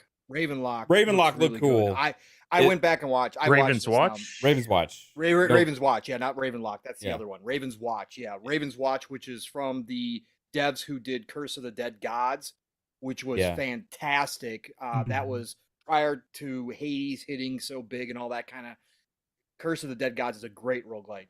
If you liked Hades, go play Curse of the Dead Gods. But this is from the same developers. And They're that's doing on their own consoles spin on- too, right? It's on consoles, and it's their own spin with fairy tale characters, and they're going to add more. So they've got like a Snow White character, they've got a Mhm. Red Riding Hood character, and it is a roguelite, top-down adventure RPG kind of game. But you're also going to be able to play multiplayer too in this one. Although there So was up to 4 players. also at Nacon, was that where they talked about capes?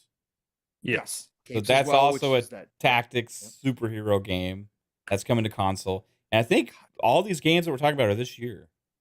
Yes. Yeah, They're I all believe so. 2023. Yep. So which is really we cool. have more tactics games in the first 2 years of this console generation than we did all last generation. I've read pretty much last gen. There was like Yes. XCOM and like a couple random little things, but like Right. this gen is God, like so fucking many. amazing.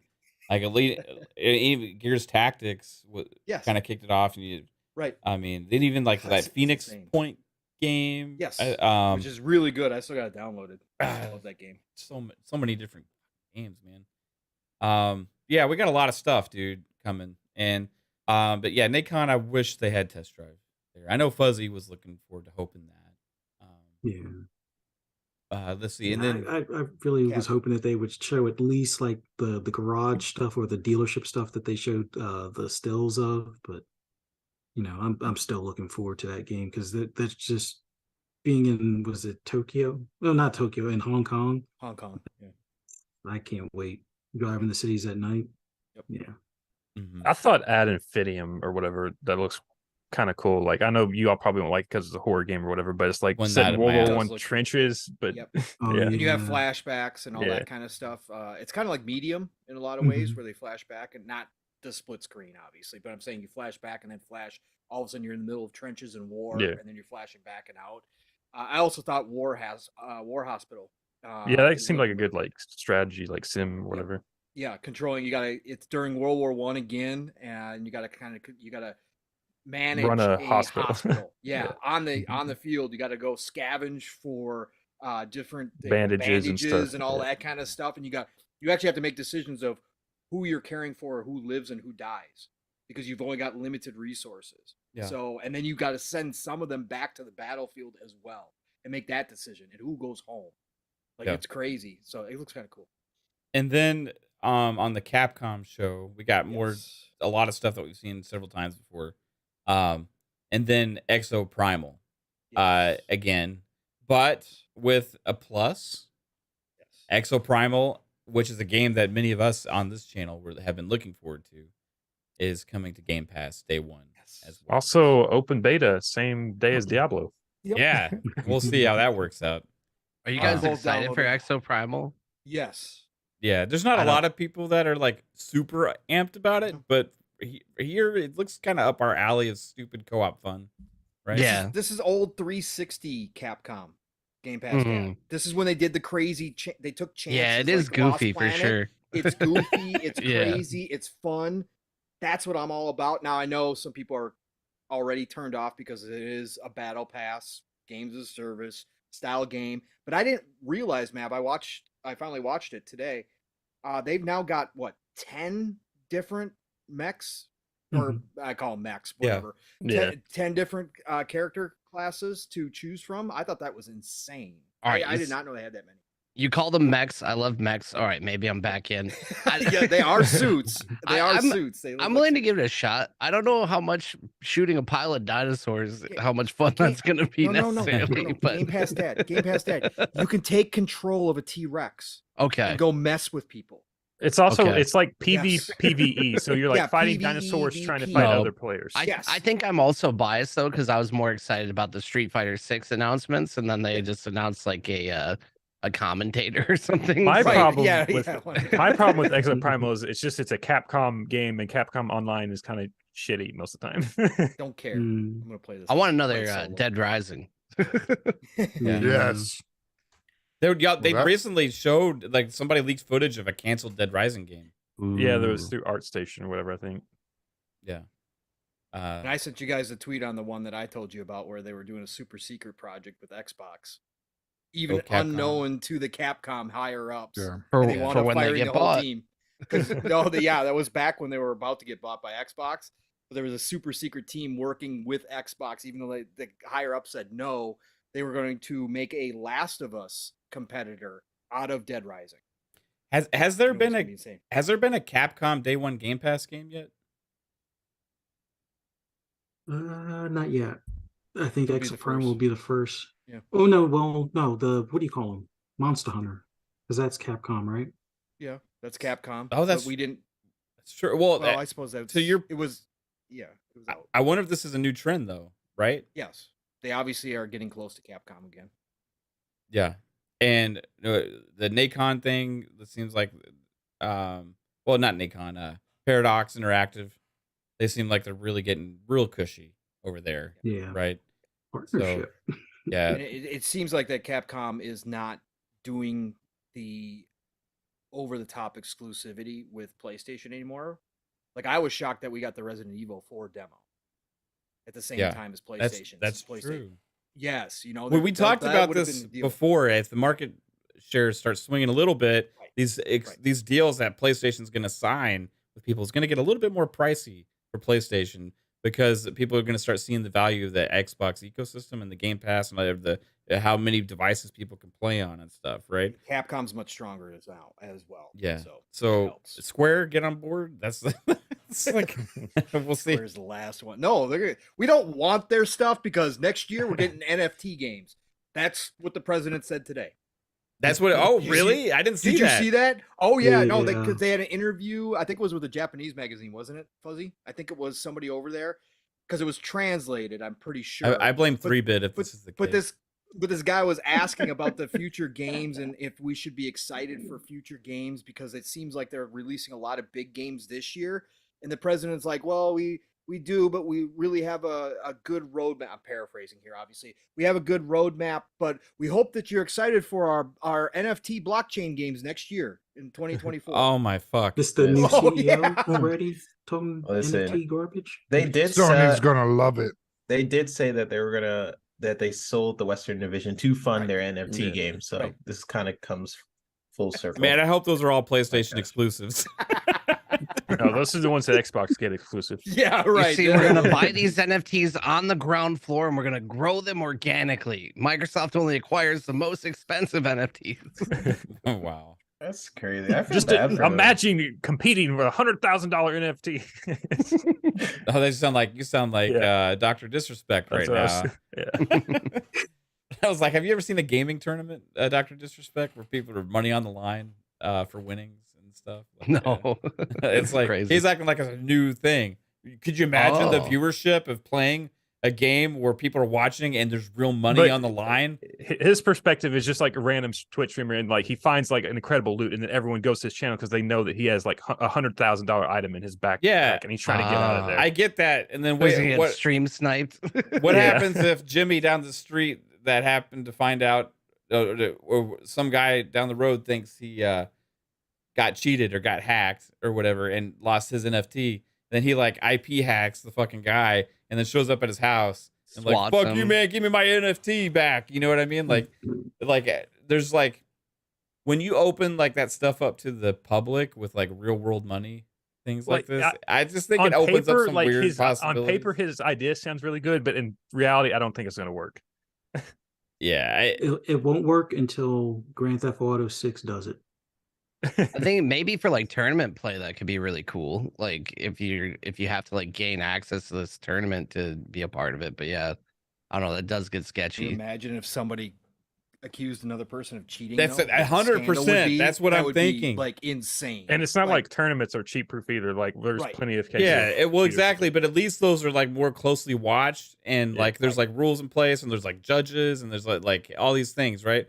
Whereas like if you open it up to the fucking public and you start having $1,000 things like on the line, you're talking about Ready Player One scenario type shit. Dang, there, I didn't even think where like about that, but illegal that's- stuff happening behind the scenes in the Oh, real yeah. world because of the money that's being earned by all the random Mhm. money from people because of Yeah. these digital collectibles and cryptocurrency in the games.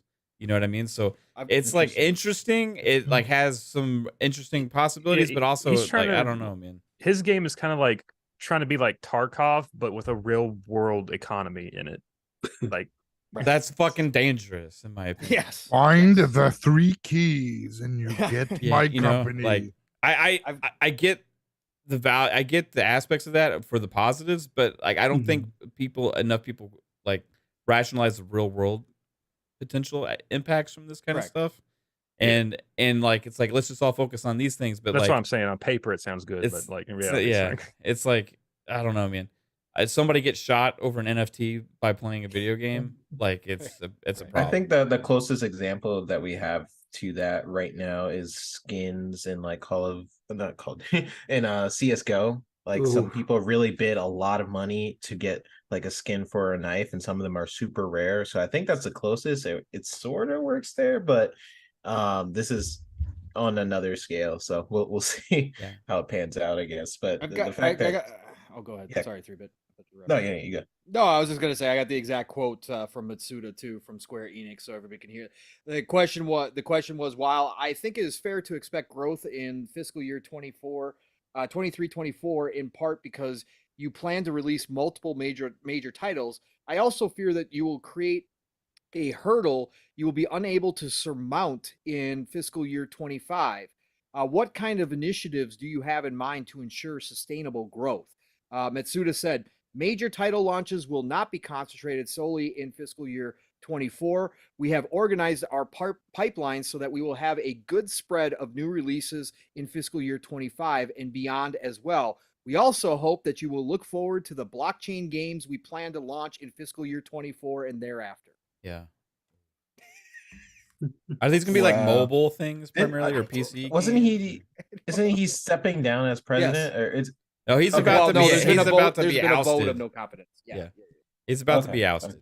So Okay. Interesting. there's a lot of Okay. mobile games that already do like that NFT blockchain shit. So I'm assuming it's probably one of those. They're gonna Yeah. slap Final So Fantasy. I all over wonder it and say if- bye. Yeah. like how much Get a rare Starlight Chocobo. this is a public company, right? So a lot of these decisions come down, like he does make the decisions, but it's also the shareholders as well, right? So it's not just him that's sort of approving it. Like, so by him stepping down, will they still have a vision for NFT blockchain? Like, that's Even just the a question I'm board, putting to you guys. shareholders Like, are more likely to make a vote or anything. Like they pose it to the shareholders to vote, and they can either, like, depending on how many shares are publicly traded, they can be a big influence to kind of push it over the edge, or not much of an influence, just kind of like, hey, this is what we don't want, and the board could decide to still do it. it always feels like Square Enix is like living in the past, like with But the NFTs how is the they future. quote things, but like how they quote things and how like NFTs are the newest things, and they're still sort of going about. I don't know, like I was whenever they laughing at the talk. last interview, 3-bit. I talked about this last interview. They were talking about the HD games. Yeah, I I was see like- that. They said that like Call- 3 or 4 times. Like, this will help us produce more HD games. I'm like, what year are we in? HD anymore. It's like everything. Okay, sure. It's like okay. It just feels like they live in the Yes, past sometimes yes, with a how their lot. business structure and Yes, everything. a lot. I thought that's pretty funny. We're now gonna finally get to 1080. Yeah, 1080p is the future. Full Okay, Square. FHD. Yeah, Well, they Yeah, got all I those felt like Switch that. games, so maybe that's what they mean. maybe. All of our games going forward will be available in 1080i and 720p. Jeez. Like you tell them about 4K and they get out their encyclopedia. 4K. What is this? And that's the way they talk about their games too, with like Forspoken. This is the only design, they're doing the same thing with Final Fantasy. You talking 16, about the so. game that charted? The game that charted, yes. Yeah. Started from the dumpster. Yes. Great game, by the way. Yeah. I know. It didn't live I'm up still to crazy their to play it. expectations, according I didn't to like the some- demo, but I'm still not opposed to trying it when it is in some dumpsters, so I don't know. Maybe I can try it now. If I was- only there was. I a was way. so mad. Like, did you see that image going around where like some dude found like a bunch of steel books in like Yes. a fucking trash can? Yes. I was thinking about buying that because I love the game so much. I was like, I want the steel book, but I'm not paying fucking $40 for it. This dude finds like 20 of them in a fucking trash can. Yeah, just go to a nearby GameStop. They might already be there. Yeah, they might be. If only there Yeah, was a way GameStop. for a game like that to be easily accessible, maybe through a subscription service that helps advertise it as well as put in the hands of more people. I wonder Better to what. take Sony's money. It goes against their it goes against their model. It goes against everything they stand for. Completely decimate their model. If what PlayStation was- like ever starts to go to that model, they would have to kind of do what Microsoft is doing and do day and date and make sure that you have enough content on there besides you have your big Last of Us, Uncharted, but make sure you also have like the smaller games in there. And then also you're already working on the live of service games, which will funnel that even more. So it could work, but I don't know how. They're so stubborn sometimes with their model. They're yeah. at a point. Sorry to cut you off. They're at a point though where the choice might get made for them though. Yep. It could be. Yeah. They're They're being really focused on dragged console along. sales. So Yeah, Yeah, they are. foreclosure. That's the new You one. remember last year, there was a report that they were potentially opening up their own PC storefront, right? That's going to be a thing. Working on it. Yeah, they're working on it. I forgot Yeah, about that. so they're Yeah. working on that. They already changed to have the subscription service tiers and stuff, right? Next step is make them better. And then at that point, maybe they'll be onto something. And then put their games on PC sooner than later as well. But Nope. They're just I gonna think- buy Take-Two and Embracer. did you see that one list that like somebody Yes. said, hey, Sony should buy all these companies? Like, Right. how much money do you think they got, bro? Like, And then they Sony came has out a couple $5 days later and billion. said we've got $5 billion total for purchases across the entire corporation. right, We $5 got billion. $5 billion. All right, so who can we afford for $5 billion? Can they even get Square for 5? No. No. They Because can I have think it would me. be I'm for 7 sale. when you Let's go. look at the price. Ask Dad. Volunteers. You can't get Game Pass, but you can get Game Pass Dad. You can get Yeah, I Ubisoft. think the only thing they can afford now would be Ubisoft. Ubisoft's too much for them. Right now, Sony's budget is like $5 billion. I think dollars. Ubisoft is close because they're like 2 billion or whatever value, like 2.3 billion value or something like that, right? Really? They're So, down that much? Yeah. Yeah. Yeah. What You still have to happened? pay, So doubling If- it. Yeah, they're You within still have to their pay the range. premium. Have you seen the quality of their games in the last 10 years? No, Have I you seen know, their but games? But they were, I mean, that's What even games? further down than the last time I looked when they were crazy down. Dang. Ubisoft market cap. I'm gonna look this up because like Yeah, I'm looking at this is like Xbox, crazy. like- Xbox should They're- definitely buy Man. stuff to Ubisoft. Ubisoft is down so much they're almost within reach of a GoFundMe page. No, 2.9 bill. Wow. Wow. Oh my Yep, that's god. crazy. For Ubisoft. And they have $1 billion franchise. That's Right. the insane part. They just Valhalla just passed $1 billion. What, last year? And they're only Yeah. worth 2.9. Yeah. Yeah, in 2017, they were worth $94 a share. Yes. Mhm. The same as And- Activision Blizzard. And right now, What- they're or what worth Microsoft's paying. $23 per share. Yep. So their Wow. value of their company has dropped more than Ever since I left. 66%. Yeah. You know they're burning money with that amount of employees they have. But if Yeah. if Sony tries to buy Ubisoft, it won't be $3 billion. You still have to pay a premium. And Oh and yeah, other- no, they would Yeah. have to pay over just like Microsoft paid over for Yeah. Activision. Well, So, Sony could pay double, pretty much. yeah, if they use up, if Sony Corp said, "Yay, use all of our money," but they've got other things that they are doing as well. If They're you the want to, corporation. if you want to know how bad it is for Ubisoft, Yeah. they were worth more than that in. Let's see how far it goes back in 2007.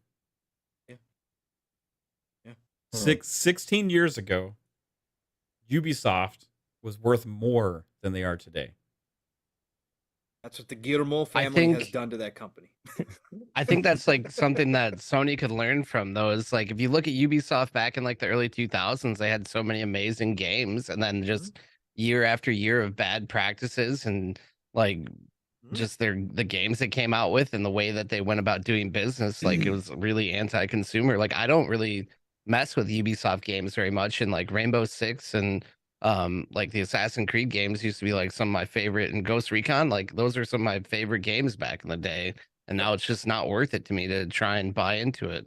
Yeah, we've had a lot of Ubisoft rants on this channel the last couple of years. Yeah.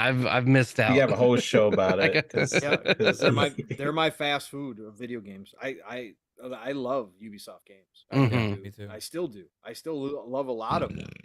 They're my go-to. If It's didn't- not fast I food need if an it open takes world- 25 years to get a game out for them. Yeah, but I don't care about the ones that don't put Yeah. out. I care about the ones that they do put out. The ones that they put out, I love open world shit. I can hop in and fool around with them. I hopped into Watch Dogs 2 for God's sakes a month Oh, ago. I love Watch Dogs too. That's a great Yeah, game. it's better than it was because now it's 60 frames, so it's actually decent. The res is terrible on it. It's like fucking 900. That's or another something. series that it doesn't seem like there's going to be a 4 at this point. No, No. not unless and they. I like the idea of legions, but they should never have gone that route. They should have just stuck with doing the single story individual dude against the big bad tech Yeah. government. That works. It really does. So I don't know. Again, I like the it's yo-yo Ubisoft weapon. decisions. The yo-yo Yeah. weapon. Yeah. Sick. Good shit. It's good shit. Doing 3D printed weapons. That Yep. was pretty cool. Oh yeah. That was pretty damn cool. Yeah. Hey, you guys, Ubisoft- next year NFTs, Ubisoft's on the train. Oh, Stop. no. Ain't past that. Don't put that on us. I The could wave see. of the I could. future. I could actually see that happening, which is really sad. But Ubisoft, it's just like I feel like everybody on this panel has like some sort of love for Ubisoft, and over time we have just seen the company go in a Anything direction. Tom Clancy, I'm in. But Yeah, gotta like make Division something. 2, for example, like great game. What the Splinter Cell series, like not basically capitalizing on some of those ideas, has brought Ubisoft in a place where they're very reliant on a structure that I mean, in the people- 360 generation, like every game was a different game. Now it's just Assassin's Creed and some other bullshit that's like the same like 25th game in the entry in the All series. the creative like, heads yeah. are gone, right? The minute they let Jade walk, Sorry. that was when the downfall started. She was the last. She was the last. But again, that's what Ubisoft was built on back in the day, was these creative heads who made these very individual type games that stood out on their own. They were all unique in different ways. Like you said, Jasper, they all played differently. They all had big fan bases. Some overlapped, some didn't. Some were very individualized. And that's now, like you said, now it's just like one big goulash of everything. Like just whatever. It is what it Yeah. is. It's terrible. And these games are very live service based, Yes. where you could tell they're just trying to get a lot of money out of that game, and it just Also, doesn't- I don't want to put 300 hours into fucking Assassin's Creed just to beat the damn game. Yeah. yeah, they pad their games out. But All right. Well, man, we've been at this for almost 3.5 hours, guys. Yep. So, this has been a blast. This show, and we went into some deep topics on ABK. I didn't actually expect us to even get that deep into it, but we really got there.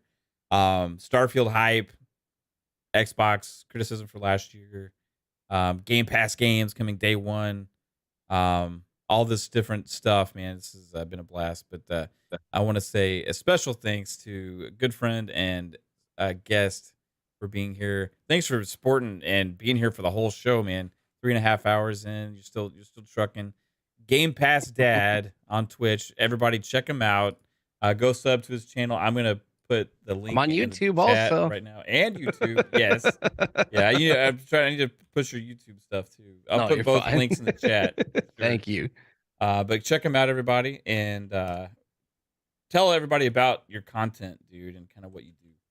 My name is Game Pass Dad. My name is Bob. I don't really do sales pitches. If you enjoyed things that I said, then feel free to check me out. I'm pretty active on Twitter as well. That's where I connect with all you guys, I think, the most, and been working hard on my YouTube shorts and trying to make more Xbox and Game Pass content here. I stream on Twitch Wednesdays and weekends and do like events, and been doing a lot of Halo customs, like literally reinvigorated my love for Halo with the winter update, and I feel everything there is really good and a vector for me to make content. So make a lot of comedy content and have a lot of fun. But more importantly, I want to get into some breaking news I have about the 12-month cycle for Xbox here. Some very interesting developments have happened. The next 12 months, we're going to see Elder Scrolls 6, Avowed, Fable, Grand Theft Auto 6, Halo 7, and Forza Horizon 11. It's amazing. Let's It's going to go. happen. Wow, that'll 12 be a hell months. of a Mark year. my words right now. Wait, PlayStation suck a fuck. We're skipping Horizon 6 through 10 and we're just going straight to 11. I can't wait to try out Jim Ryan's Golden Mouth. Oh my god! All you gotta do is go visit the CMA bathrooms, and you'll have some fun there. Thank you again, bro. I appreciate you being here. Yeah, thanks for having me. It's good to see everybody. I need to stop by more often. Yeah, for sure. Please do. Oh, Also, huh? Huh? What? I don't What? know. Who? I don't know what I just did. you're best with it. You're still good here. Yeah, you're still good on our end. Fuzzy Belvedere, where can everybody find you, bro? Well, this was awesome being on here with you guys. Always awesome being on the show with you, Game Pass Dad. It's been Thank a you. while since we had you on the shop, but man, awesome night. Glad to hear your thoughts and opinions on things, and thank you for everybody in the chat. For those that want to hear any more of my rambles or rants on anything gaming related, just follow me on Twitter. You can also find me on Shop Podcast tomorrow at 8 p.m. Eastern Standard Time on PTK Blam's channel with Pong Soul as well. You can find me also on the Xbox Lunch Break Special on Double Barrel Gaming on Mr. Boomstick XL or Double Barrel Gaming's channel at 12 noon on Monday. And then later that evening on FSP with most of the guys here, right here on Fun Speculations channel at 10 p.m. Eastern Time. See you there. Right on, man. Appreciate you as always, Fuzz. 3-bit. Tell everybody about your shenanigans. Yeah, everyone can follow me on Twitter at i3bit. I post my opinions on gaming news. You could see me doing stuff throughout the industry and whatever I just decide to post on there. You guys can follow me there. Working out, Going on trying to get hikes. enough hikes, whatever I decide to post that day. Is usually where you could see on my Twitter. I do have my Ask 3-bit where I'm starting to do more shows. I'm trying. I missed last Wednesday because of Affleck craziness.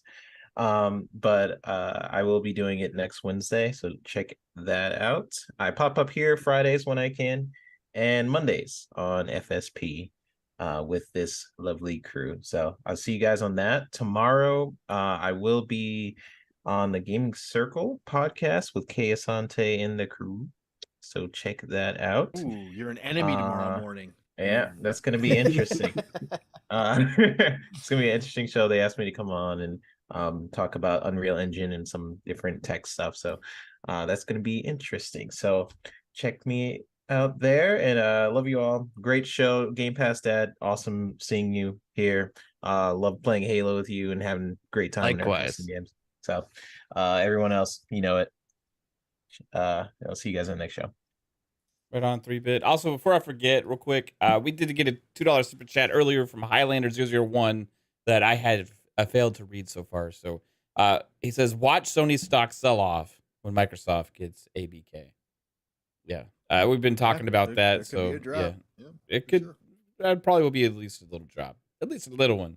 Probably a little bit more than just a little bit. Psycho, been a little quiet. Yeah. Probably smoking it up, having some fun there in Fish City. Where can everybody find you? Yeah, what sorry that was late, everybody. I was again Smoking fish. chilling. Yeah.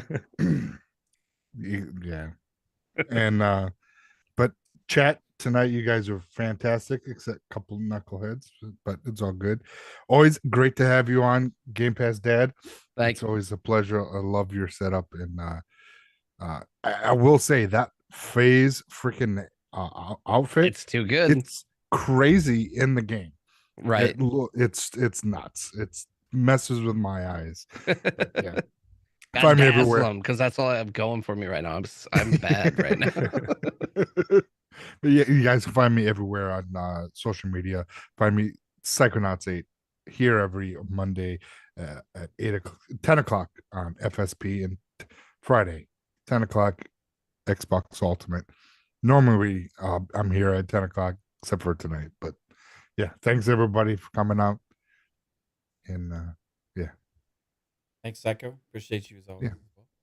Yeah. Jasper, what about you, bro?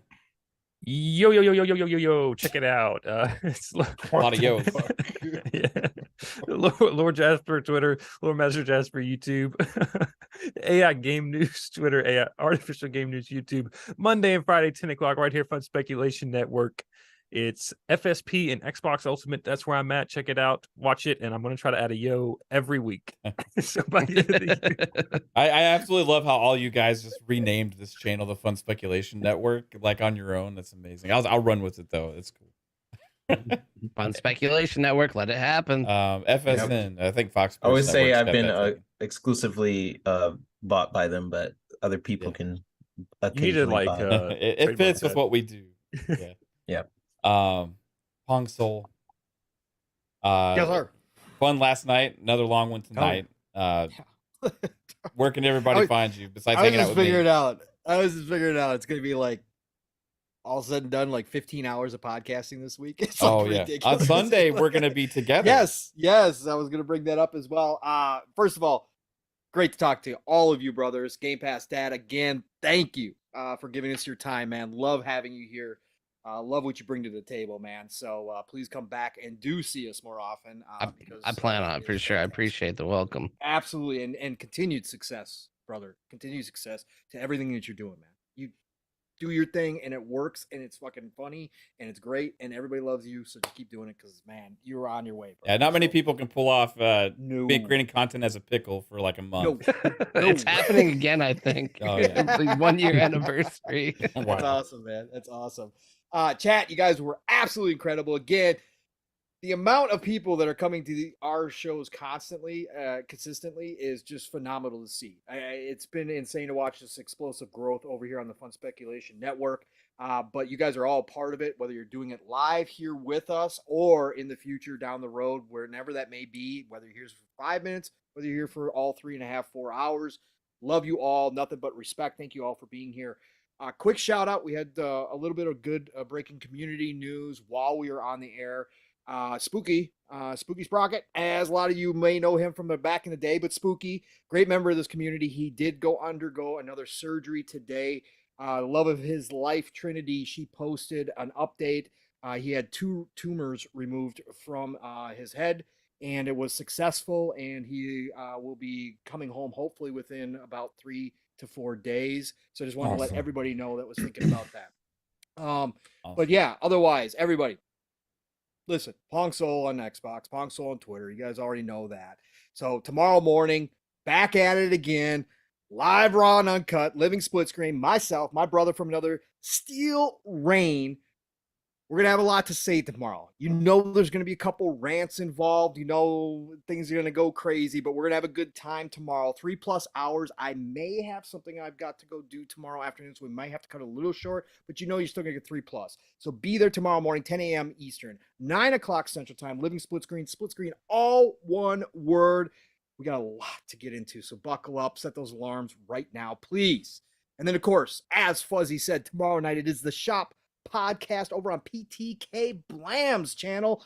Gotta be there. It's PTK, it's Fuzzy, it's myself. We have a great chill show Saturday nights, 8 p.m. Eastern, 7 o'clock Central Time, which will be changing because we gotta set our clocks forward this weekend. But that tomorrow night is still 8 p.m. Eastern, 7 o'clock Central Time. The Shop podcast, be there. And then, of course, as Mav just alluded to, Sunday, you get an extra dose of PM in the PM. If you haven't seen me and Mav together enough already this week, you get another dose, right? So we're going to be over at the, it's with Retry and Web Dave, and they've got their new show, and it is called Gamers Console. And we are going to be there Sunday evening, 7 p.m. Eastern. So be there. That's going to be on Outbreak Gamers, which is Web Dave's channel. So be there. Mav already tweeted it out. I'll be putting out another tweet reminding everybody, but that's going to be a fun show. Again, we'll probably cover a lot of this, but we're going to have a good time. We'll try to come up with some different angles. It's going to be fun. So be there on Sunday. And then, of course, next week it starts all over again. Xbox Factor podcast every Tuesday. Even if I'm not there, don't matter. Boomstick is the man. Double Barrel Gaming is the channel. All Good Things Green on Tuesdays, 12 p.m. Eastern, 11 o'clock Central Time, Xbox Factor podcast. And then Thursday, Mav and I will be back at it again, PM in the PM. Again, if you missed last night's show, 4 hours. We had 2 hours with Skullsy, let him go, and then Mav and I wound up doing the rest, another whole show, 2 hours. It was crazy. So anyways, go check that out. Great show. A lot of Starfield hype in the first 2 hours. But we'll be back next week, 7 p.m. Eastern, 6 o'clock Central Time. It is the golden age of gaming, people. Please get out there this weekend. Enjoy yourselves. Play what you love what you play.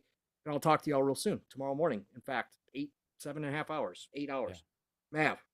Mav, get us out of here, brother. Yes. Thanks, everyone. Thanks, chat. You guys rock. Thanks for all the support. As always, remember, hit the like button, share it out, subscribe to the channel if you like the content here. Podcast listeners, appreciate all of you as well for listening either on Spotify, Anchor.fm, or Apple Podcasts, wherever it is you listen. You guys rock. So appreciate it. And I hope you have a fantastic night. Peace out.